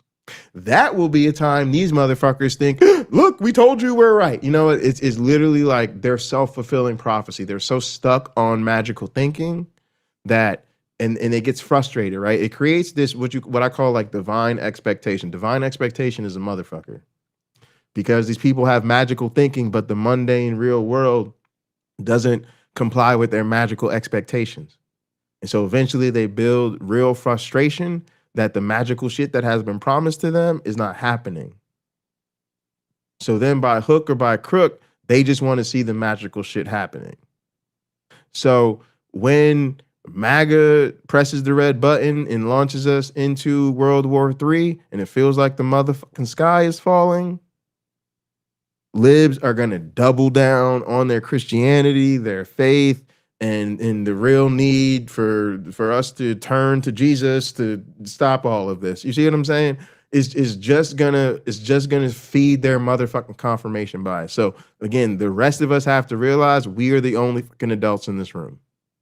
We are the only motherfucking adults in this room. We have to basically put up like some kind of signal beam or whatever. So that's probably what we're doing here on social media. So we could try to find each other, so we could get together. Cause like you see, like we're not even in the same place geographically. Like it ain't even enough of us in our fucking neighborhoods to just be fucking gathering in our fucking neighborhood. So we gotta gather online. That's what I hate about this fucking opinion economy. I'm not in this fucking motherfucker to be out here just spitting bullshit opinions. It's just that this is one of the few ways I have to actually connect with motherfucking like-minded people who might actually be aligned with me. But it's like, y'all, these motherfuckers are going down with this ship. You know what I'm saying? So we have to put up some kind of signal to find each other. Then we got to look each other hard in the face and say, look, y'all, these motherfuckers are going down with this ship. Now, here's the fucking question. Do we want to go down on this ship too? Or are we about to tell them we're going to do whatever we have to do to get our fucking selves back to fucking land? You could get with us, or you could get the fuck out the way. But we are not going down on this ship with you. So the only question left is, how do you want to handle this? I swear to y'all, that's where I'm at. I am not going down on this ship with you. I'm getting off this ship and I'm getting back to land with you or without you. You can get with me or you can get out of the way. But I'm going to survive this ship and I'm going to survive you. So again, I ask you, how do you want to do this? That's the only thing I got motherfucking time for. Rationality in their culture. There's no rationality in Europeans. When they want to do something, they're going to do it. Motherfuckers better know how to swim. Thank you, Kyle. And their answer to everything is kill, destroy, destruction, take, rob. And we are strong I appreciate enough to you, stop Jake. it. We are 100% strong. We have all the tools to stop it. All of it. But the only way we're going to do it is if we mature as a community. There we go. And we unite. Talk about it. And we start to think critically, learn to comprehend, and make strategic moves to stop them from doing what history has told us they will do. They are the only people on the planet to have ever dropped a nuclear bomb on another group of people. Twice. Talk about it. You understand? And they still trying to build more weapons of mass destruction that's even more deadly than that. So, without further ado, let's let this brother explain how these people got scorched earth policies and they're willing to destroy the entire planet. Especially if they're going out, they're going to take us all out. And again, let's be clear, hashtag not all white people. We are not talking about all our white brethren. We obviously realize there's plenty of motherfucking white brethren out there that are trying to get the fuck off this ship too. Y'all wouldn't be fucking listening to me if y'all wasn't trying to get the fuck off this ship. Again, I appreciate the fact that y'all show up here. And for the most part, I really don't even have to do this. A lot of time when I be doing my little hashtag not all white people, my little apologetic, to be honest, I'll be more worried about people who don't really understand me or don't really understand our community and our channel, you know, kind of taking shit out of context. But really, I don't have to fuck around like that with y'all, which says that y'all understand what time it is. But yeah, it's about the people who move in solidarity with white supremacy and are unwilling to confront it no matter what it costs. And you know, we just don't have time to say all that every time. So it's more about the white supremacy than about white people. But I feel like real niggas don't really have to say all that. But you know, every once in a while we just habitually throw a disclaimer out there. Too, and we got to be prepared for that. Anyway, tell me what you think in the comment section. Afro Think Tank, learn some, teach some. I'm out. Learn some, teach some. I'm out. What I'm about to say, think about it, and then reply. White America and everyone who aspires to join it has put us wildly close to potentially destroying 3 billion plus years of evolution in like an hour. And it's largely because of their anti-blackness. White Americans. Yeah, I love that quote, Robin. It's insane that we're not holding their feet to the fire enough. We are still babying this population in a way that is absolutely ridiculous. There's a non-zero chance. In fact, it's scary how far from zero the chance is that Trump presses a button and drops a nuclear warhead on a foreign country. And this is not a first-time occurrence because if you recall, during his first presidency, there was concern amongst high-ranking military folks that Trump would press the button. Yep, and the other thing that concerns me about Trump, too, is that there's now precedent for it. And you see how much he basically wants to see himself as like the supreme president and a supreme history maker, right? So you know he's basically always in break things, move fast and break things mode. And when he finds himself desperate, he's always looking for, you know, Taco Tuesday. He's always trying to get the fuck out of Dodge quickly. And again, we're the only country that's ever dropped a nuke on that. And then he's always like, well, you know, shit, we dropped 2 nukes on people and the American empire kept it pushing.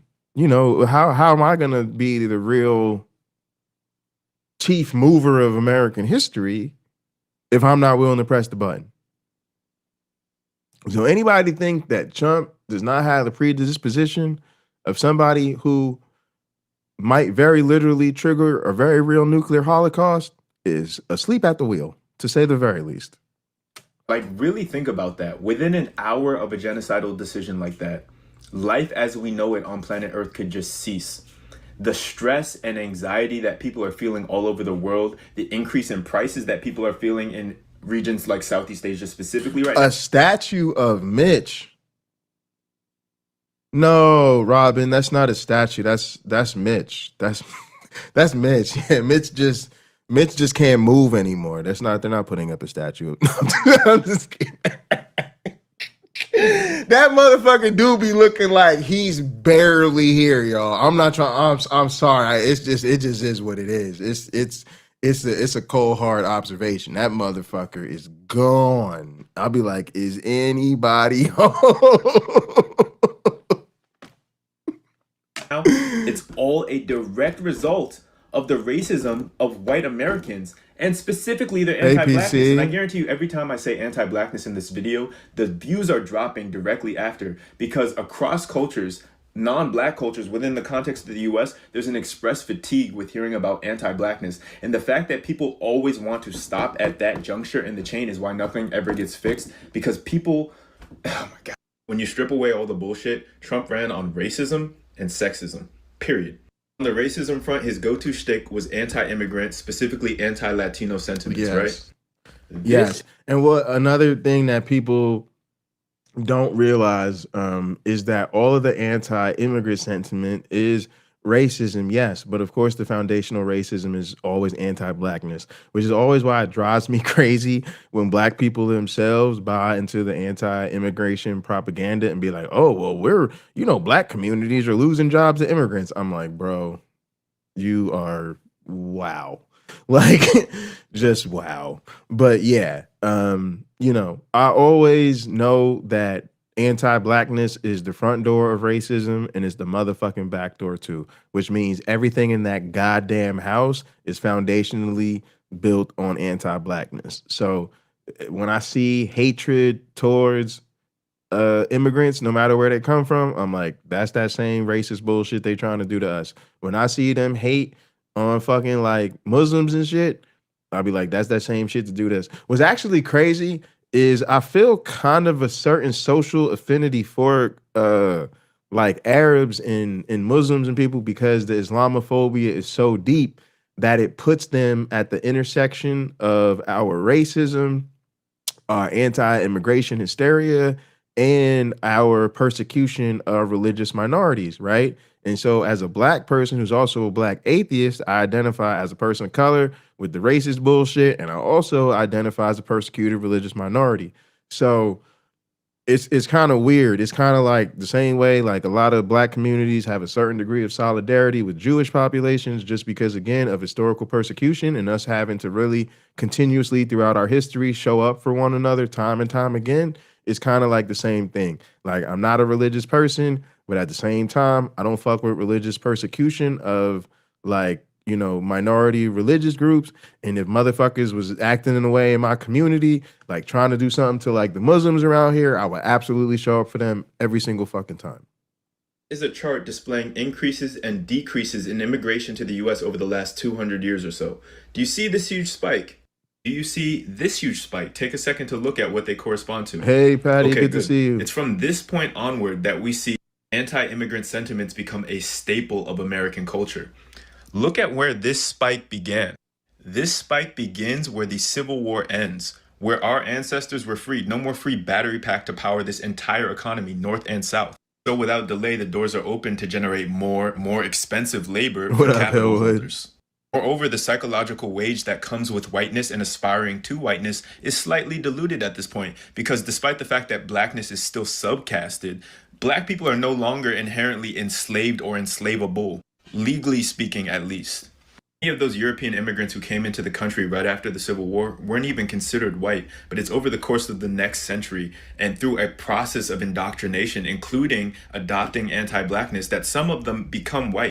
That becomes the template for the American dream. It's half-baked, right? They're selling it as they're baking it. But that's the template. Move here, drop your culture, move to the suburbs, adopt consumerism, become anti-black. These are staples. These are requirements in the rubric to become white. Well, that's the glue holding it together. And again, that's a thing. Like, it's part of why they make sure they don't understand how anti-blackness built the middle class, how anti-blackness built suburban America, and in a sense how anti-blackness built rural America, right? Because rural America was always, parts of the country that were the last bastion of slavery and Jim Crow and all of those things. And so we were also always historically oppressed and having to get the fuck out of rural places because cities were the only places where we could assemble in large enough numbers to have some degree of community safety. And so then the flight of white from the cities that created the suburbs was anti-black. And then at the same time, rural America, which had never wanted to fuck with black people to begin with, and was like basically still lynching us in parts of America, to keep it real, even in 2025 and 2026, they lynching us like a motherfucker in certain parts of this country. And then they took that to be like, well, really, there's no black people here. So literally then like rural quote unquote culture and all that shit became, you know, like performatively white and anti-black. And it's crazy. Again, that's like another thing that sucks about being a black child from Pennsylvania, because Pennsylvania is a place where there is a lot of, you know, middle class, like suburban culture, but there's also a lot of rural culture. Like I said, there's a lot of farms. And so it's really a country place. It's really a place where there's farmland and agriculture and lots of natural beauty. So you grow up in a culture with like a genuine appreciation for what you might consider rural culture, like country culture and country music and those type of things. And then like I grew up as a child like playing country music. That's why I'm a fan of country music now, because I had a lot of different like musical mentors. But even one of my drum set mentors, like the guy who really taught me how to play musicals and like live shows, and was like really one of my drum mentors, like he was a country musician. He played in a bunch of country bands. So like, you know, we really have our own authentic place there and our own authentic story. And then like you see like the whole MAGA alt-right thing, and then you see all the country artists like lean so heavily into MAGA and the whole Christo-fascist thing, literally like, again, just totally dehumanizing you, erasing you, literally like living their life as if it's perfectly safe to assume they never had any black fans or LGBTQ fans to begin with, and they damn sure don't have to spare a single thought for how their fucking behavior might impact those people. So that shit is crazy. The shit is really crazy. Layers are being added to this racial hierarchy cake that is America. Speaking in general terms, the white people in this country are the most ignorant of the socio-political reality of this country, and they're anti-immigrant and they're anti-black. And the immigrant population, speaking in general terms, is anti-black. Yep. Right? It's layers of awareness. And it's also Yo, facts. Round of applause. Round of applause for this young man right here. Because again, me and him literally sitting here, we don't know each other from Adam. We've never met. But I'm literally sitting here bitching about anti-immigrant fucking racism. He is also using his platform to speak out against anti-immigrant racism, and both our black asses know good and goddamn well them same immigrant populations we on here speaking for will throw us under the bus in a heartbeat because of their own anti-blackness. That's the reality of being black in this country. The reality of being black in this country is you are on the bottom of the motherfucking totem pole. Everybody who's on the bottom of the totem pole, but not the bottom, not the last rung, instead of being like, yo, we should just turn over this whole totem pole racial hierarchy situation because the shit is oppressing all of us. They're like, nah, at least I ain't them fucking black people. And then us desperately needing as many fucking allies as we can get, we got to keep showing up for fucking everybody, even though we know them same motherfuckers going to turn around and spit in our faces and then tell us we're too black to you know, be a part of their family photos or whatever. So it's crazy. Like, we just live with that reality and keep it pushing. Layers of subjugation in terms of social status. I'm not talking about material, although it's often reflected in the material too. My point being, Trump runs on anti-immigrant sentiments and wins handedly with white Americans, and also sees a disturbing amount of success with Latino Americans. Understand that ideological framework and all the mechanisms within it only are there because America was trying to answer the question, what are we going to do without slavery? What are we going to do if we have to stop treating, legally speaking, black people like animals? That's the basis. And now we are on the precipice of destroying the entire planet. And at 1,000,001 junctures, during the Reconstruction period, during the Civil Rights period, shit, during the Obama years, if you want to throw that in there, white people have had the opportunity to stop being so fucking ignorant. And they have chosen not to. And now we are on the precipice of the entire planet potentially being destroyed. And again, that's where the hypocrisy against MAGA really comes into play. Because again, they'll use racism and bigotry and homophobia and Christofascism and you're in a cult, you're in a cult, you're in a cult, you're in a cult when it suits them so they can demonize their political opponents. Because again, that's the white privilege, right? You live in a privileged world where on your day-to-day reality, again, in this opinion economy where all you really give a shit about is whether or not you have the right opinion, to you have the right political opinion, you have the right religious opinion. And so as long as all these terrible things going on in the world ain't too negatively impacting you, all you give a shit about is making sure people know you're great, you're amazing, you're good to go, and your political opponents, they are the ones fucking it all the way up. Since there really aren't any bombs dropping on you, since there really aren't any bombs dropping in your backyard, since nobody's really confronting you with how your ideology and how your comfort is getting everybody in other parts of the world killed, and nobody is really making you aware of or pay the price of your continued ignorance, you literally see all of those things happening out in the world. You look out your window, or more likely you scroll through your phone on social media, you see the genocide in Gaza, you see the fucking war that is going on, you see the ICE shit, you see all this bullshit. And to you, as long as people know that it's the conservatives, it's the right wingers, it's MAGA that's fucking it all the way up, you're good to go. But then when them same people show up to you and really want you to do something, we're always asking for too much. When we show up saying, hey, let us handle this, let's put people on game, let us educate these motherfuckers. Nope, we're doing too much, we're too woke, we're talking about racism too much, we're talking about gender too much. Because again, you don't want to really change the system. You don't really want to get rid of capitalism. You don't really want to burn down the racial hierarchy. You don't really want to work to create equality for all people, regardless of gender.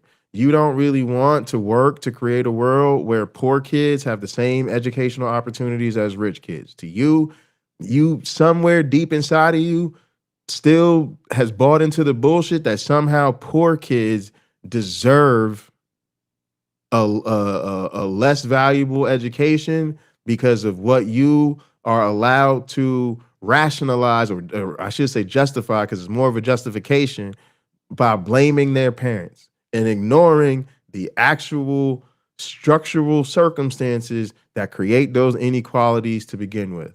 So again, your whole ideology of meritocracy allows you to pretend that benefits and privilege that you were born into and did not earn is somehow somebody else's fault, where they don't get as far as you got, and then that's on them. And you earned it, and you earn where you're at, and they earn where they're at. And you really don't want to change the system, because then the rest of us get to tell you, sorry, you had a whole lot of advantages the rest of us didn't have. And you already know that. That's another great thing about white privilege. Again, because like people say, they really don't even try that hard with the logic for the rest of our faith. Because again, the way the structure is set up is they don't have to, because we can't do anything to them.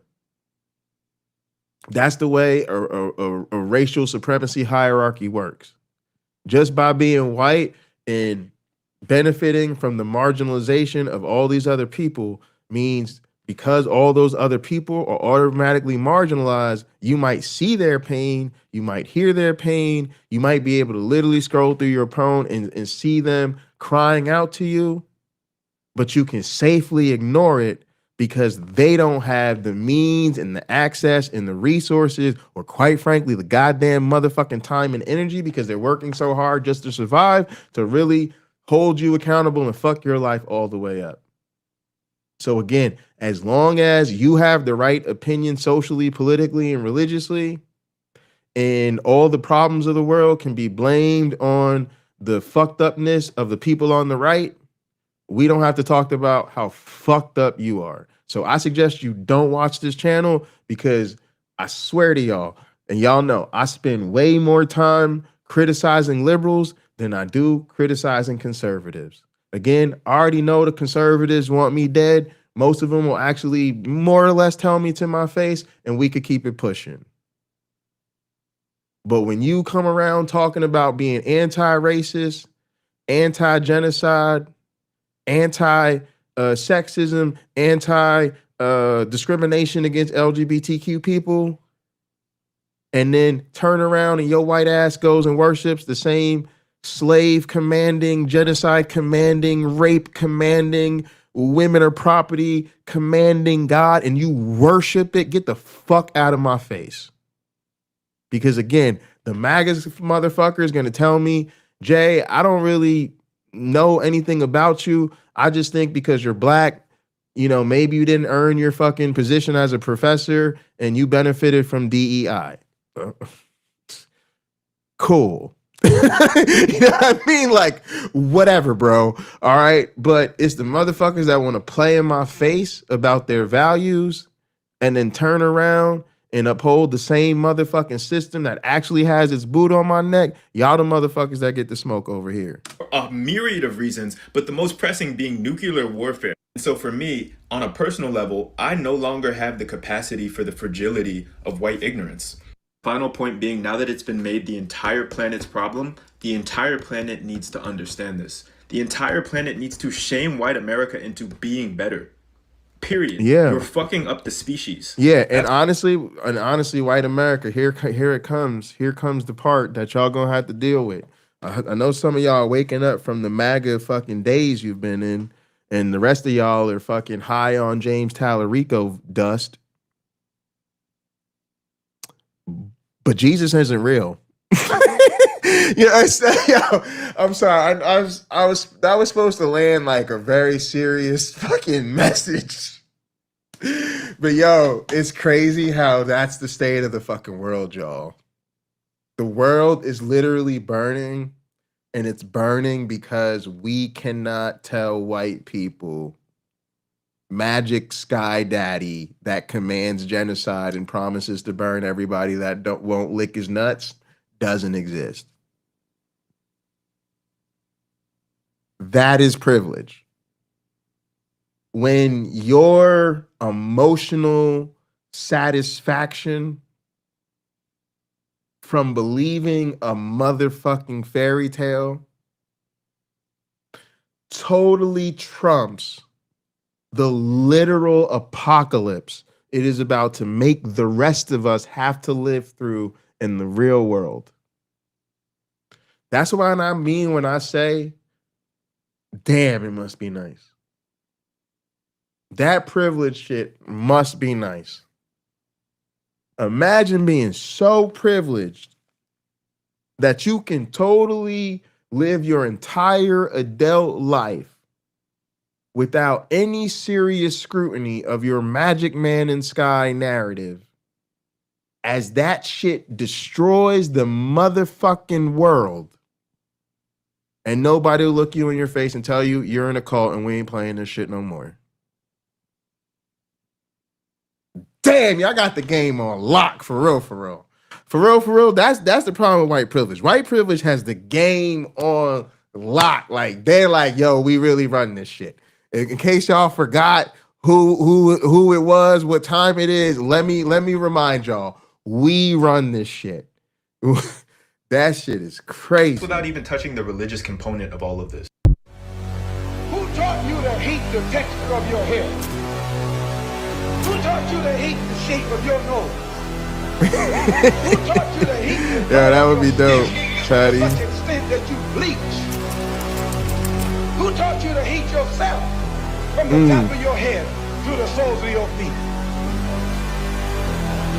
Before you come asking Mr. Muhammad, does he teach hate? You should ask yourself, who taught you to hate being what God gave you? Okay, all right. We're going somewhere else with that. All right, y'all. So Look, that's the shit, man. And that's the shit. Like, this country really, really does need to deal with the unbelievable amount of Christian delusion. And it's crazy, y'all. And honestly, like, I'm kind of sincere about this, because let's tie it back to the video we saw from the dude that was talking about the different phases of people leaving the MAGA cult, or the 3 different groups of people, and why they leave for different reasons. You know, it's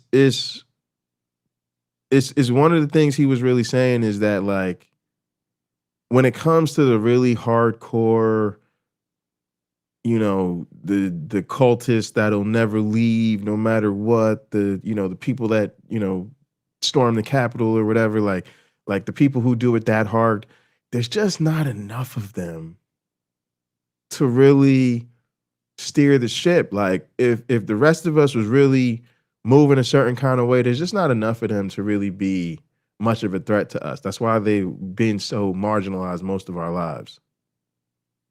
But who we can't fucking overwhelm like that, because they have way better numbers, it's these fucking moderate Christians, y'all. It's the moderate, softy, fence-sitting, hand-wavy, God is love, don't take it out of context. Like that liberal, softy, fucking, that's why I hate that shit. I'm kind of like Uncle Bobby.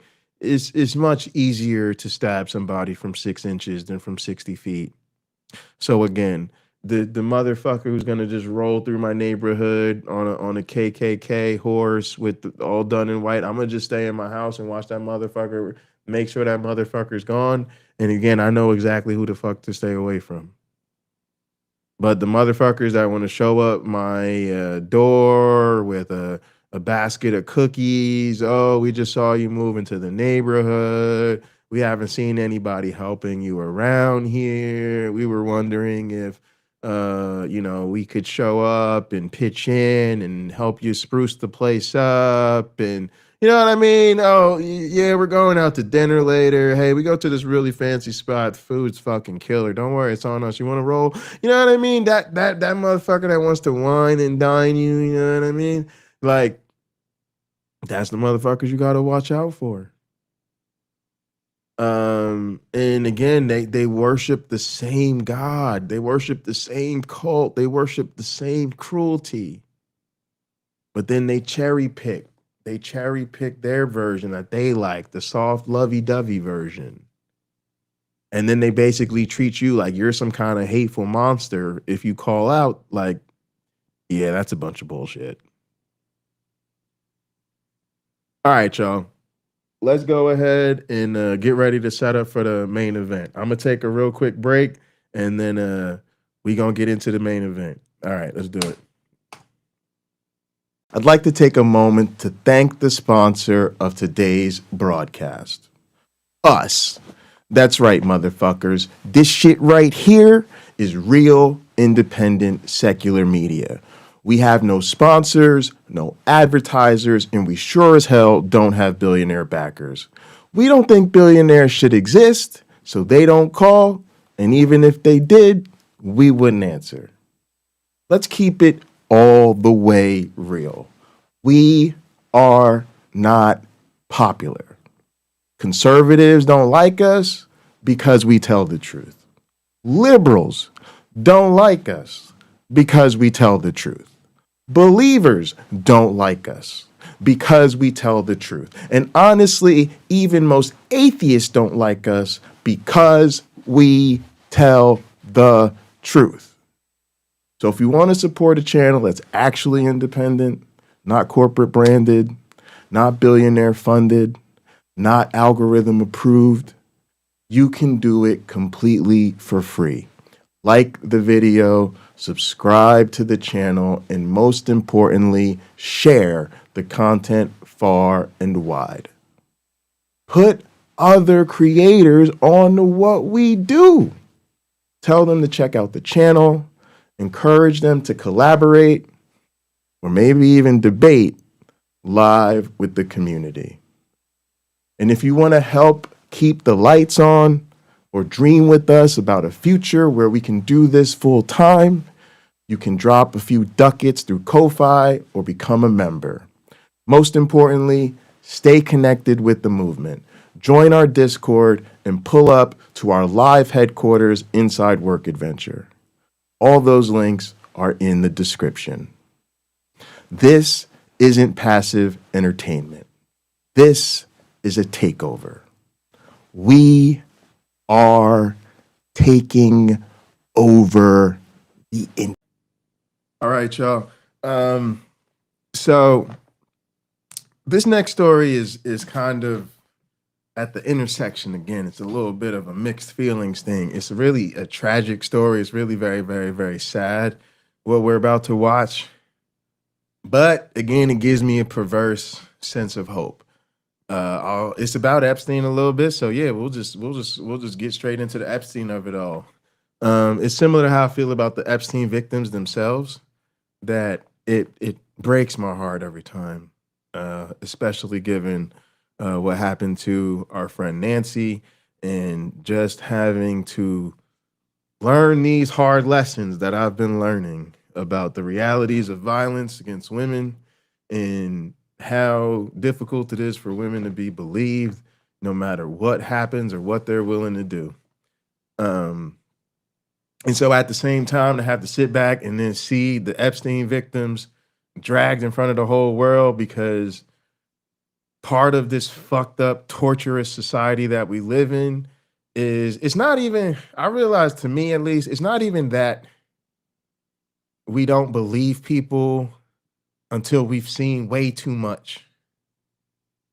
But I think there's a perverse sense of like entertainment value or something that people get out of it. Like, people are low key because, again, everything in our society is consumed and watched and farmed for clicks and engagement and just the whole fucked up opinion economy that we live in. It's like people want to see the shit so then they can say, I told you so. Or they could say, well, I don't have to believe you until I see irrefutable evidence and proof of really, and I'm just being critical and I'm just being skeptical, all that shit. And so it just creates all the most perverse incentives for people to just deny the lived experience of victims. So it disgusts me every time I see an Epstein victim being interviewed or with a camera in front of them. Not because I don't like them. They're some of the bravest human beings I've ever seen. But it just disgusts me that we can't just handle our business and do what needs to be done without dragging them back so they could be basically used as fucking circus animals. But at the same time, it gives me hope that they'll force us to confront one of the ugliest realities in the history of the planet. Again, it's amazing that this is happening around the same time that the transatlantic slave trade is being acknowledged by 120 plus countries as the greatest crime against humanity. The Epstein files might not be the transatlantic slave trade, but when it comes to the corruption, when it comes to the depravity, when it comes to the victims, when it comes to just everything, you know what I mean? This Epstein class shit is literally some earth-changing shit. It is an earth-changing crime network against humanity. So there is some hope that if we have to confront that, we could use that as the momentum we need for real structural change. Now, to me, that's a pretty low probability thing. It literally feels like, to me, like casting a lottery ticket. Like, it's probably not going to happen. But it gives us just this slight extra little chance that maybe it'll be a catalyst. It'll be the spark. So I feel the same way about what we're about to see about these children. I meant what I said earlier. America is beyond derelict of duty. America is a fucking cult, and Americans are profoundly unserious people. I think it is totally the right thing to do for the rest of the world to count us out right now. America is basically intellectually and socially disabled when it comes to participating on the world stage. We are not the adults in the room. America is literally, as a nation, at the kiddie table. Oh! My fucking TV just fell over. Holy shit, that was crazy. Yo, everything's G though. I don't think that negatively impacted anything. Oh my god, that was scary. I was like, what the fuck is happening right now? Oh my god, y'all. That was crazy. Watch the video. Give me 1 second. Let me just make sure everything's all right. Ready for takeoff? Whoa.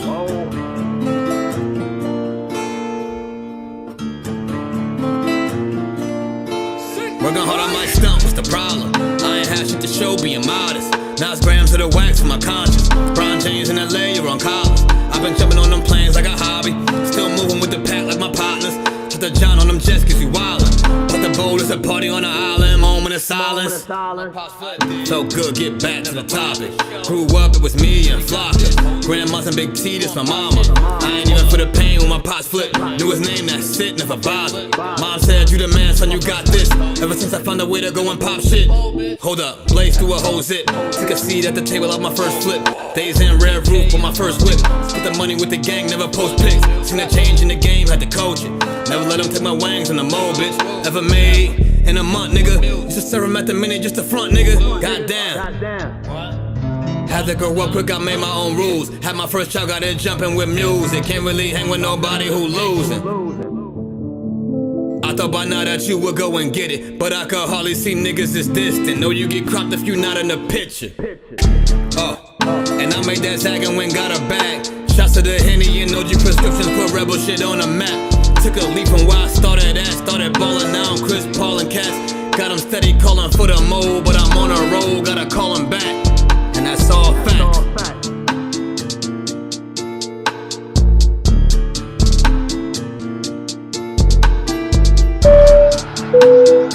Ladies and gentlemen, welcome aboard. Welcome aboard.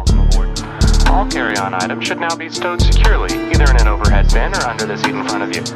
All aisles, exits, and bulkhead areas should now be clear. All electronic devices should now be turned off and stowed, as they may interfere with the aircraft's navigational and communication systems. Once airborne, we'll let you know when you may use approved electronic devices, but note that some items may not be used at any time during the flight. You'll find a list of approved devices in the in-flight information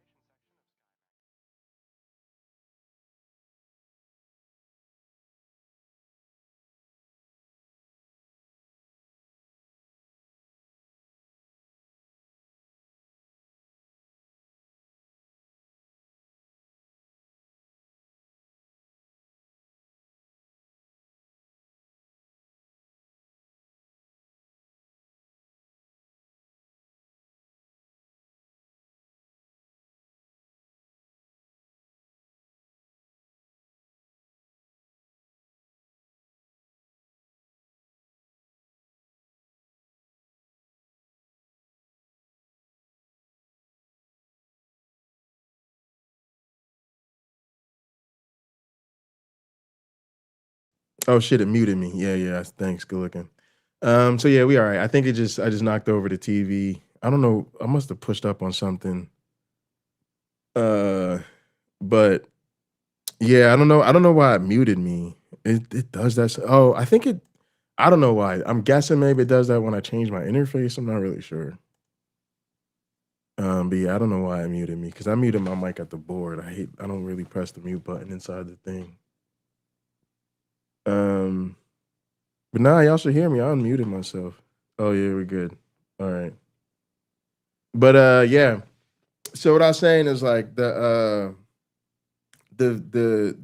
same way the victims give me like a perverse sense of hope Unfortunately, these children that we're about to hear from kind of give me like the same thing. Like I said, I really think America has taken a serious backseat on the world stage. Like I said, we're at the kiddie table and not just, that's when the TV fell over. I was saying not just any kid, but a destructive kid, right? Like the problem child, Dennis the Menace. You know, the child that really is causing all of the commotion and the whole problem.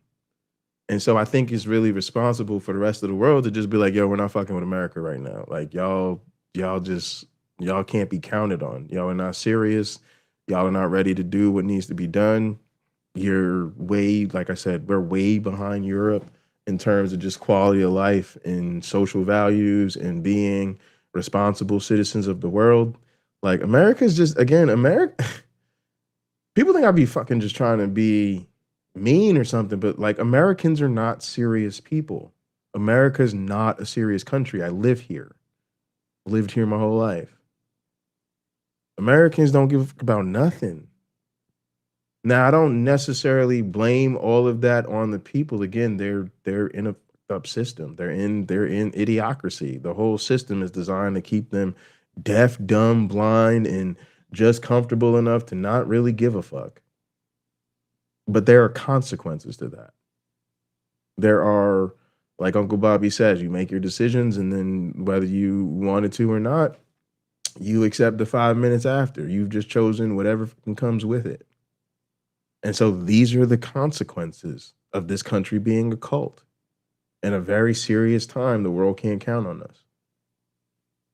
So I hope the world puts external pressure on us to do what needs to be done. But you have to ask yourself, what are the critical internal levers that we need to be pushing to create as much pressure from within as we can? And so, like, we hope the Epstein victims is one of them levers. We hope the children are one of them levers. And I hope that when the children start to speak up about what they're witnessing with Epstein, I hope they also speak about what they're learning about the world that they live in. Because I think they're seeing not just the Epstein hypocrisy, they're seeing the religious hypocrisy. They're seeing the social hypocrisy. They're seeing the political hypocrisy. They said, you were telling us Jesus loves the little children, all the children of the world, red or yellow, black and white, they are precious in his sight. Jesus loves the little children of the world. You just bombed the fucking children, all the children in Iran, red or yellow, black and white, y'all just bombed them in our sight. You just bombed the fucking children of the world. That was pretty good improv. Y'all, come on now. Your boy's gifted and talented. Don't forget. But for real, like, I hope the children are seeing the motherfucking hypocrisy and being like, we ain't fucking with y'all. Y'all are bullshit. All that shit y'all was telling us about we got to be holy and righteous to be in the Bible. Y'all talking Jesus, Jesus, Jesus, Jesus, Jesus. All we see is Epstein, Epstein, Epstein, Epstein, bombs over Baghdad. That's all we see. So yeah, I hope these children are putting us on, and damn, we also get some more Shayna. Y'all know we love us some Shayna around here. All right, let's get into the main event, y'all.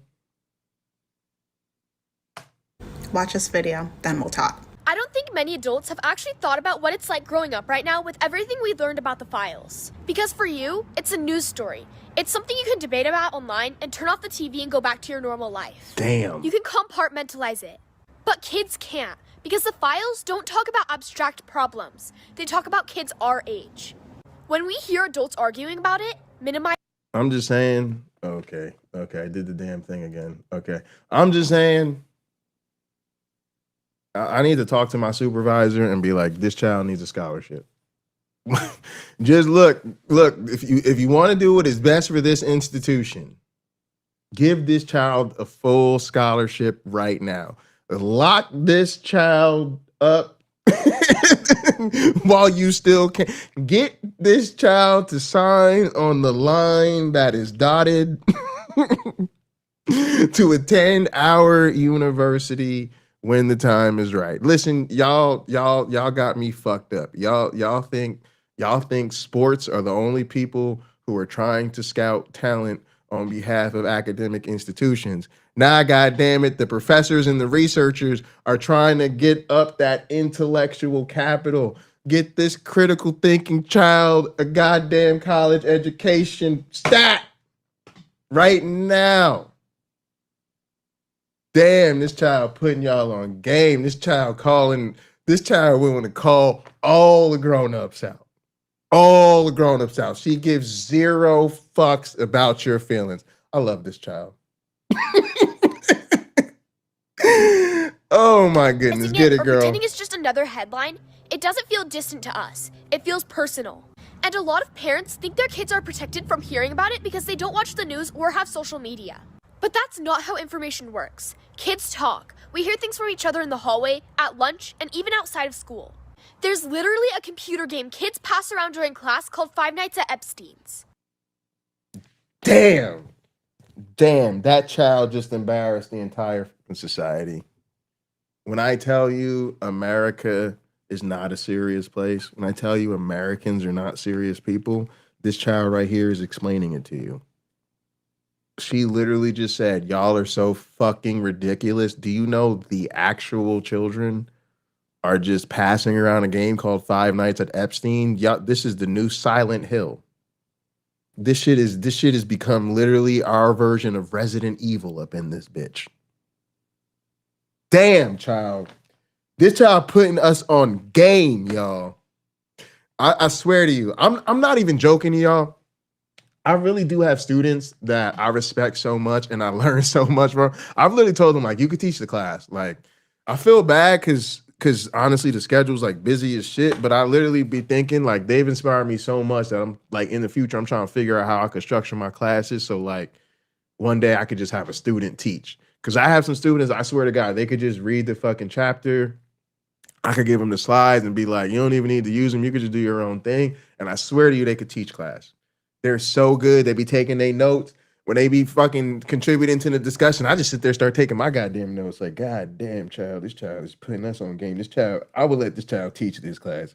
And the students would be there. They would be like, yo, we're here for it. Yeah, we're with it. Yeah, she's fucking brilliant. Yeah, she could fucking teach this class anytime. Like, students would be like, this one of them kids right there. She could come to my class right now. You could be the guest lecturer. You could teach. Look, girl, you got an hour and 20 minutes. I'm going to get lunch. I wouldn't even supervise. You don't need my supervision. I don't need to be here. You know what you're doing. You know what you're doing. Shit, I'm going to get a sandwich. So many adults act like this conversation is happening somewhere far away on the internet, in politics, and in courtrooms. But it isn't. It's happening on playgrounds. Even my 9-year-old sister has already come home from school hearing about it. And the strangest part about growing up right now isn't just hearing about these things. It's watching adults react to them. Because when we see adults stay silent, or when we watch people in power avoid certain topics, or when we hear grown-ups argue about whether it's really that bad, kids notice. And when kids... Do y'all see what this child... Do you see what I'm talking about? This is what we have to cultivate in young people. Because what I'm so afraid for this child is that the wrong school, the wrong peers, the wrong mentors, wrong institutions get in this child's life. And by the time she gets to college, or by the time she graduates from college, this fucking fire has been extinguished by people who didn't teach her how to burn this shit to the ground, child. This child needs to be surrounded with brilliant, radical revolutionaries who are going to hit her with the right history books, the right fucking political science, the right fucking philosophy, the goddamn scientific education. Needs to be surrounded with a community that's like, child, you have talent. Let's go. This child is willing to speak truth to power in a world where powerful people are afraid to speak truth to power. This is a child. No power, no economic rights, no rights really of their own. No, they're the custody of a whole ass another person. They can't work, they can't vote, they don't pay taxes, none of that shit. All the people who do all those things ain't got nothing to say. And this motherfucking child is like, yo, people in power, we're watching you. Be afraid to even talk about it. Oh, damn. Oh, damn. This child did not show up to play today. See adults stay silent about things that hurt children. We don't assume you're neutral. We assume you're dangerous too. Woo! And she's right. And she's absolutely right. Oh, she cooked. Hang on, Shane. We're going to let you get in here, but we just got to get that child a round of applause. She cooked it. She served it. She ate it. She scraped the plate, and I cleaned the kitchen. I said, child, sit down. You are not cleaning this kitchen. We washing the dishes. Queen, call the play. What game you want to play tonight? What's up? You tell us how this is going to play out. God damn! Give that child a round of applause. See, that's the type of child that gives educators hope. That's the type of child I'll think about tonight and be like, yeah, okay. I'm gonna do what I got to do this weekend. I'm gonna get my little ass together. I'm gonna prepare for my classes. And I'm gonna get in that thing on Monday. And my students gonna be like, yeah, this one of them days Dr. Bundy showed up to teach today. Sure did. Because when a young person gives you hope, the educators get inspired. We'd be like, oh yeah, I'm showing up to teach today. Oh yeah. I love it. That was beautiful. And those adults honestly should not be trusted. Is what it is. Kids, children, regardless of if you think that childhood ends at 15, 16, 18, depending on what country we're in, we all know when we have a child in front of us. I know it's crazy, but is she though? Like, she's a child, and I do want her to enjoy her childhood, but damn, she has grown energy. We don't want to adultify intelligent children. I think that's like a bad thing too, but I will acknowledge that she has a lot of grown energy. Okay, I think that's fair. Children are the least protected, marginalized group on the planet. Talk about it. There are no children's rights groups led by children. There are no children in seats of government advocating for children's rights. And I don't know what y'all think. Would you rather have that child's vote or a lot of these fools? I don't know. She sounded like a responsible citizen to me. There have been a lot of people throughout the history of, democracies, especially liberal democracies, that have thought children actually really do deserve representation in government, whether that is directly as actual members of the government, like having child representatives and like elected officials, or, having children have the right to vote. That's actually a real conversation. It's not. I know in our society we think that that's reserved from the adult, but I would say it's a lot of children that have earned their vote and a lot of adults who motherfucking have not.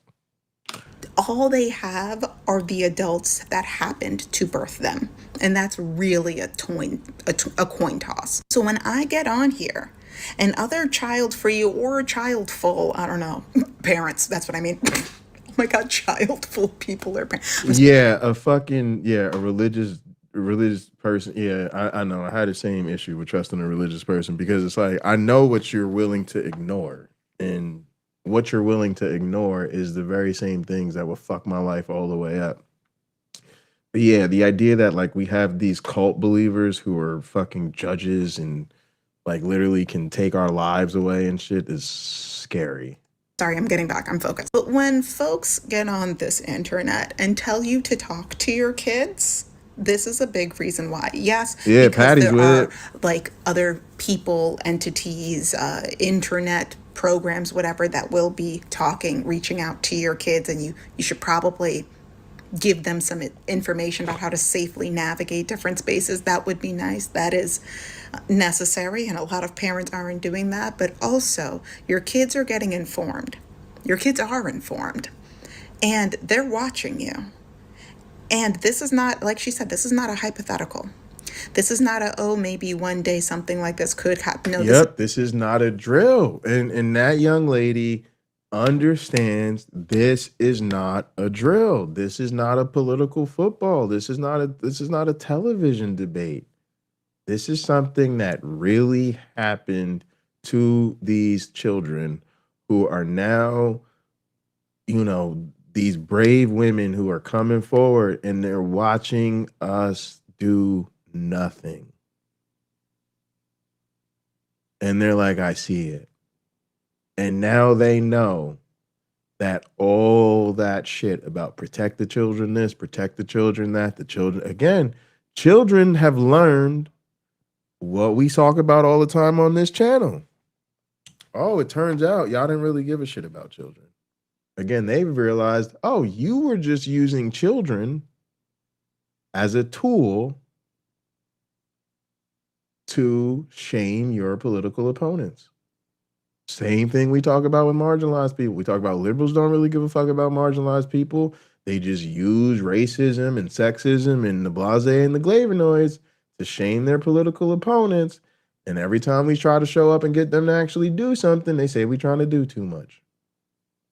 Now children are realizing the same damn thing. Y'all don't give a fuck about children. You just use children to shame your opponents. And then when it's your side that's actually fucking harming children, you ain't got shit to say about it. And if you're on the other side, you're too busy gloating about how it's the other side that's actually the pedophiles for you to do any goddamn thing about it. So both sides are fucking useless. That child, however young/old they are, just figured out the same shit our middle-aged asses are sitting around talking about.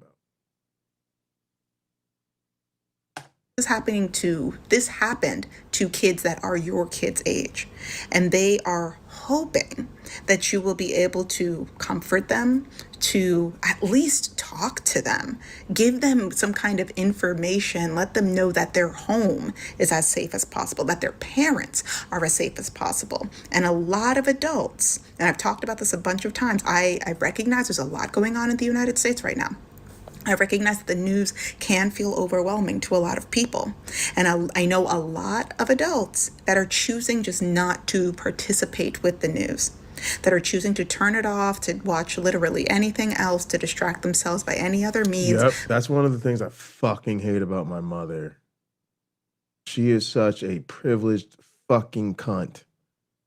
And her fucking ideology contributes to so many fucking problems in the goddamn world. Not only is she a ridiculously religious Christian, she's also a literal fucking corporate shill. And she just gets so fucking uncomfortable every time the fucking news is on. It's just like, turn it off. I fucking hate the news. Oh my God. The apathy just fucking drives me up a wall. And again, the loving Christians who care so much, but again, having to actually acknowledge the pain of another human being is too difficult of an image to watch on a television screen. But guess what? Your kids are still very informed. Over-informed than many other generations because they have the world in their hand. And your kids are trying to figure out what a safe adult looks like. And you should be a safe adult. And that also means that you should be an informed adult, because safe adults are also informed as to how they can best protect the kids around them. A safe adult who's like safe at heart but is underinformed or completely uninformed could, with the best intentions, lead children off a cliff. Not meaning to, but because they are under or uninformed, they don't know what the environment is around them. Oh, but Shayna, I know generally what's going on with the Epstein files. I know generally. Have you talked to your kids about what they know about the Epstein files?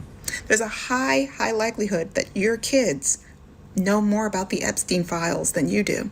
Not necessarily because they've downloaded the Epstein files and they're going through it but because their peers, branching off, watching different videos, watching different think pieces, because this is a thing that affects them directly.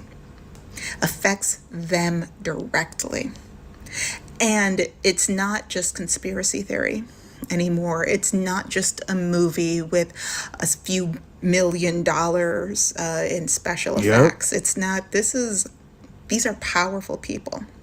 These are powerful people, many of whom they recognize at least by face on TV, in politics, people's Yep. names getting dropped.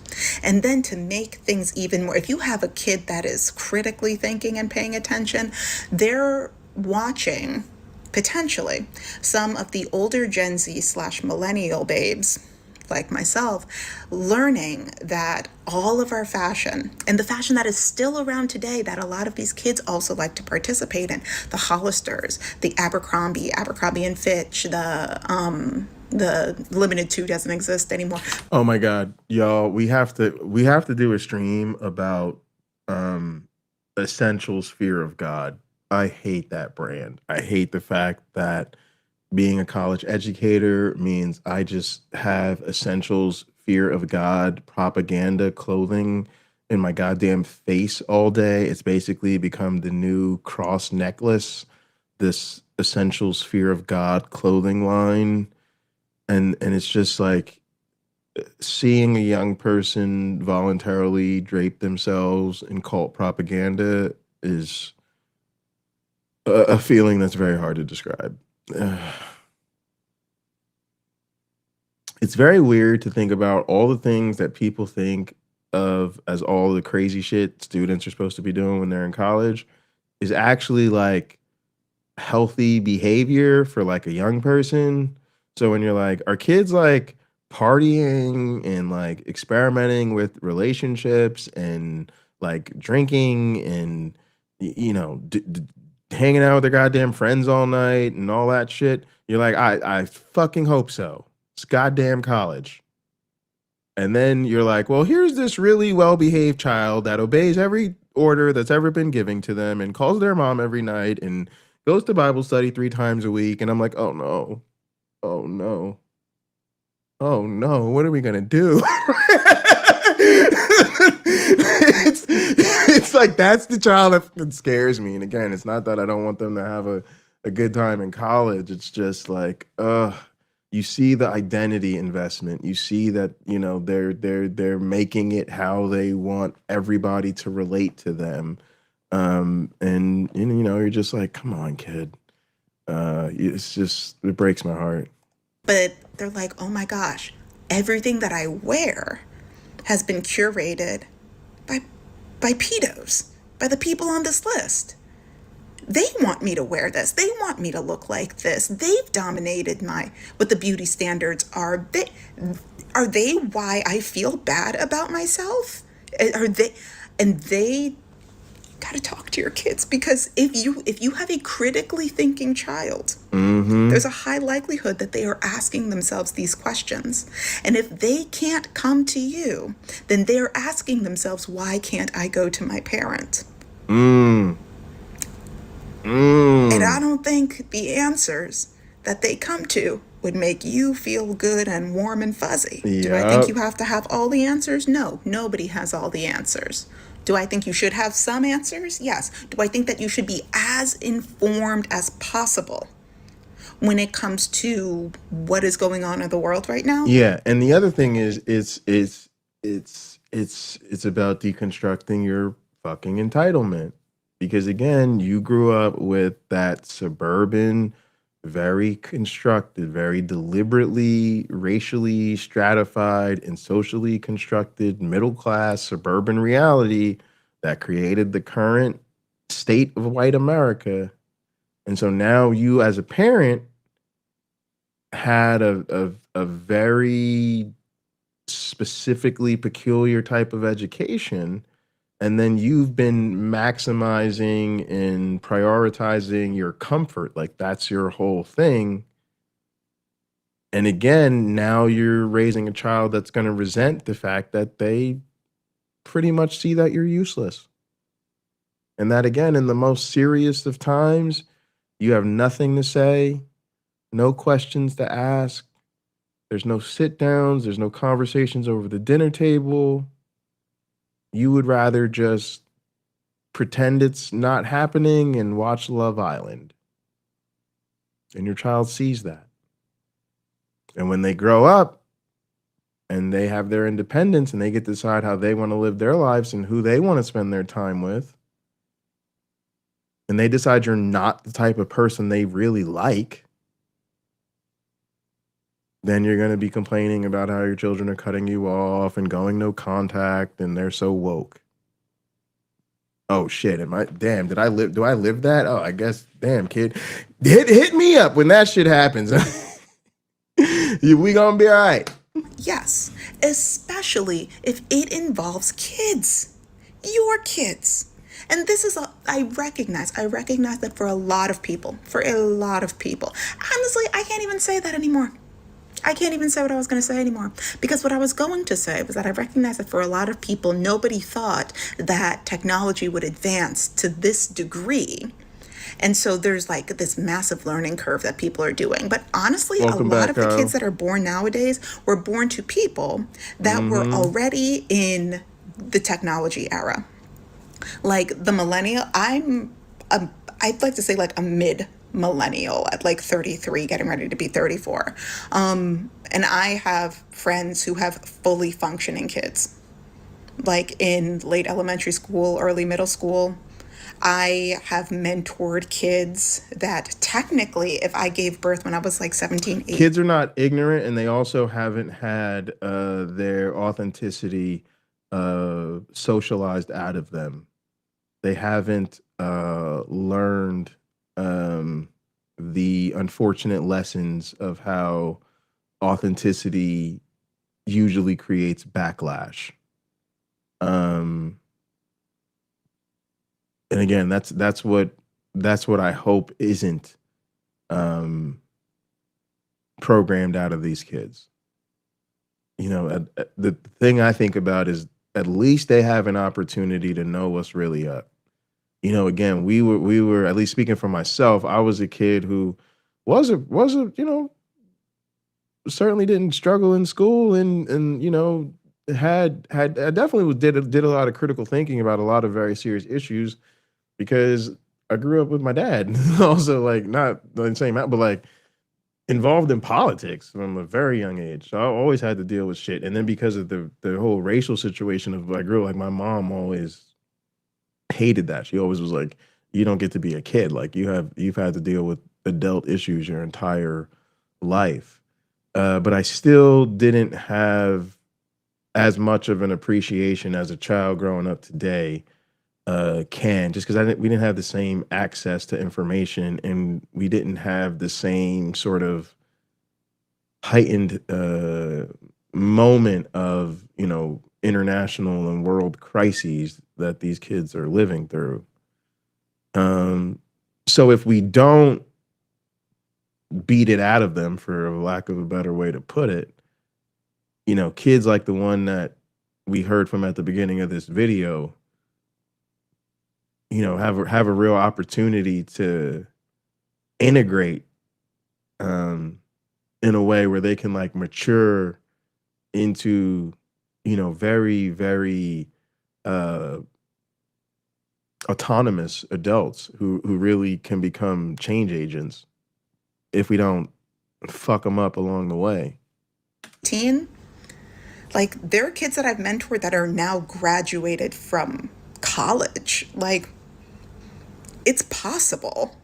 Okay, well, maybe not 17, 18, but like if I gave birth around like 15, 16, 17, like, yeah, we grew, like, there is an activeness to parenting that I think a lot of people, I don't know if it was like put on the back burner. I don't know if they thought, oh, it's probably not going to be that bad, or, oh, I'll deal with it when it gets to that point, or, oh, you know, this is like a problem for other parents, not for me, whether it's because of my socioeconomic status, whether it's because of my race, whether it's whatever. But like, there is an inactiveness that I'm seeing with a lot of parents that is not just dangerous for the kids in a way that they don't know, the children don't know, but now the kids are recognizing how dangerous it is. But see, that's the problem, Kyle. I think a lot of these kids already have far more emotional intelligence than their parents, and that's kind of the issue here is,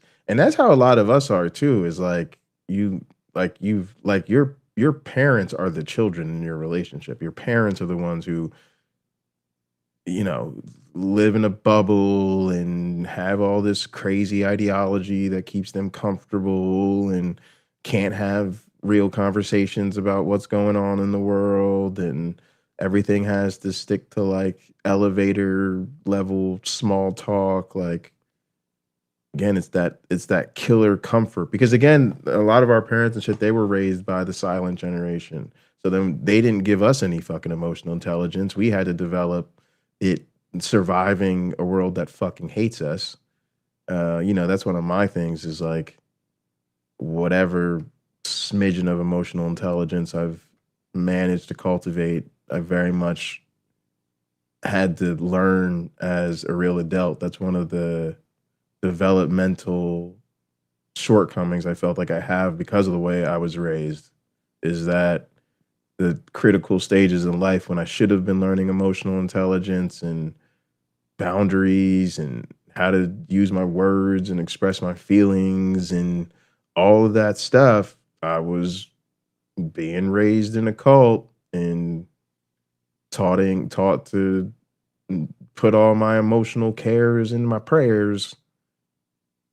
So then I found myself as a emotionally stunted grown-ass man having to try to become a real human being much later in life than when I really needed to be given those tools. That their designated adults are woefully underinformed about their lack of safety. So what can you do? What can you do? Oh my God, Shayna, I'm freaking out. What can I do? Talk to your kids. Children, damn, right? You can learn as they are learning. Boom, Start there you go. a conversation. Ask them what they know. Share in an appropriate way what you know. Have this be an ongoing conversation. Oh, you mentioned that. I haven't heard about that. Let me do some research, and then we'll continue this conversation tomorrow. Boom.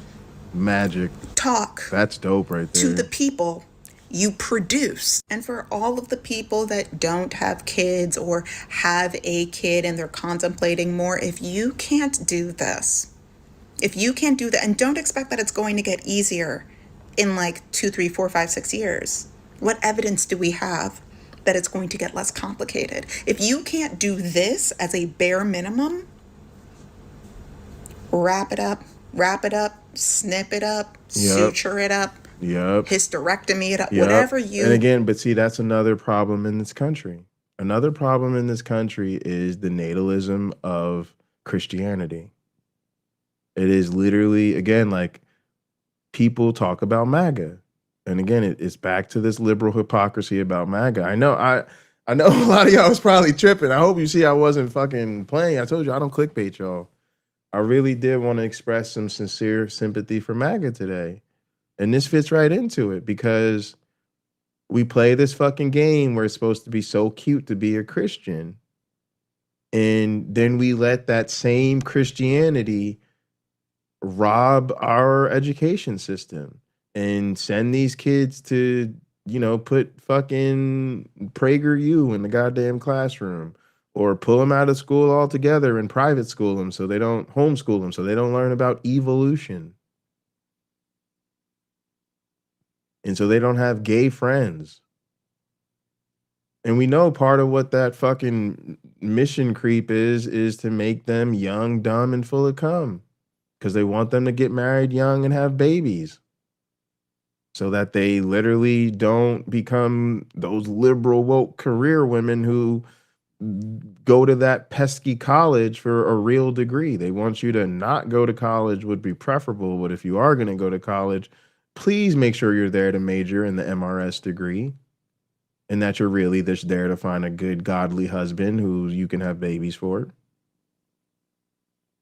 So their vision is babies having babies. Well, now that those babies have had babies, their babies are growing up watching their parents, who were fucking babies, not know how to handle the goddamn Epstein file because their parents were raised in fucking churches where, again, they saw church leadership constantly make excuses for the abuse of children when it wasn't the church leaders themselves doing the child abusing.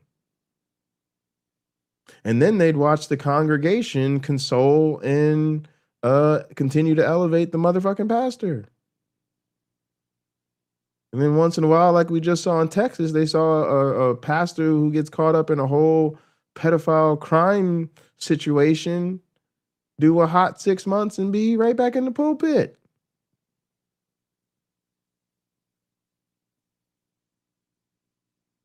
That's what the fuck these kids are seeing. So it's like we blame the victims. We let them play around in this system where they were going to be young and dumb and have families that they weren't ready to have.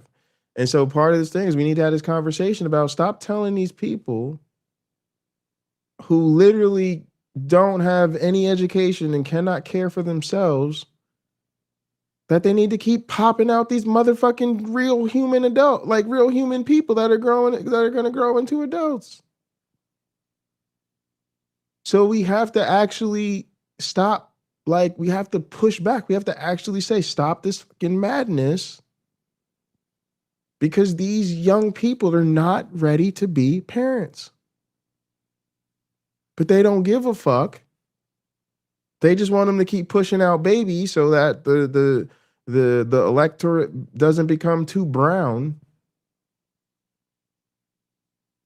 And we got a bunch of liberal Christians who don't want to talk about the fact that they're in a cult, so we can't really do the proper sex education and, emotional education, like talking about emotional intelligence, the sort of teaching children the emotional education and emotional intelligence that they need to have so that they're not out here having children before they've had a chance to live their own lives. Gotta do. Just know that this is the bare minimum. Being able to talk to the people that you created about the dangers of the world that they were birthed into. Just my thoughts, just my opinions. Feel free to let me know yours in the comment section. Stay safe out there. The bare motherfucking minimum. The bare motherfucking minimum. So, yeah, that's our show for tonight, y'all.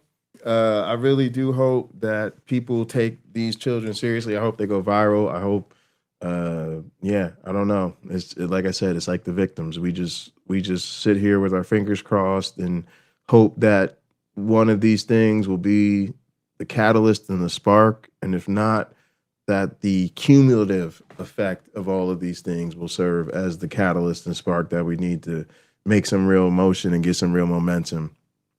All right. It is Friday night. It's been a long, stressful fucking week. So I am going to try to chill for a little bit in the studio, recharge the battery for a little bit. Need to get some sleep. And we'll be back at it. Y'all hear from me this weekend. So thank y'all so much for tuning in. Thanks to all the mods for helping out in the chat. Thanks for everybody that's been in the chat. Thanks for everybody that's watching and everybody that watches later. Y'all know what to do all that YouTube stuff. Appreciate y'all. We'll see you next time.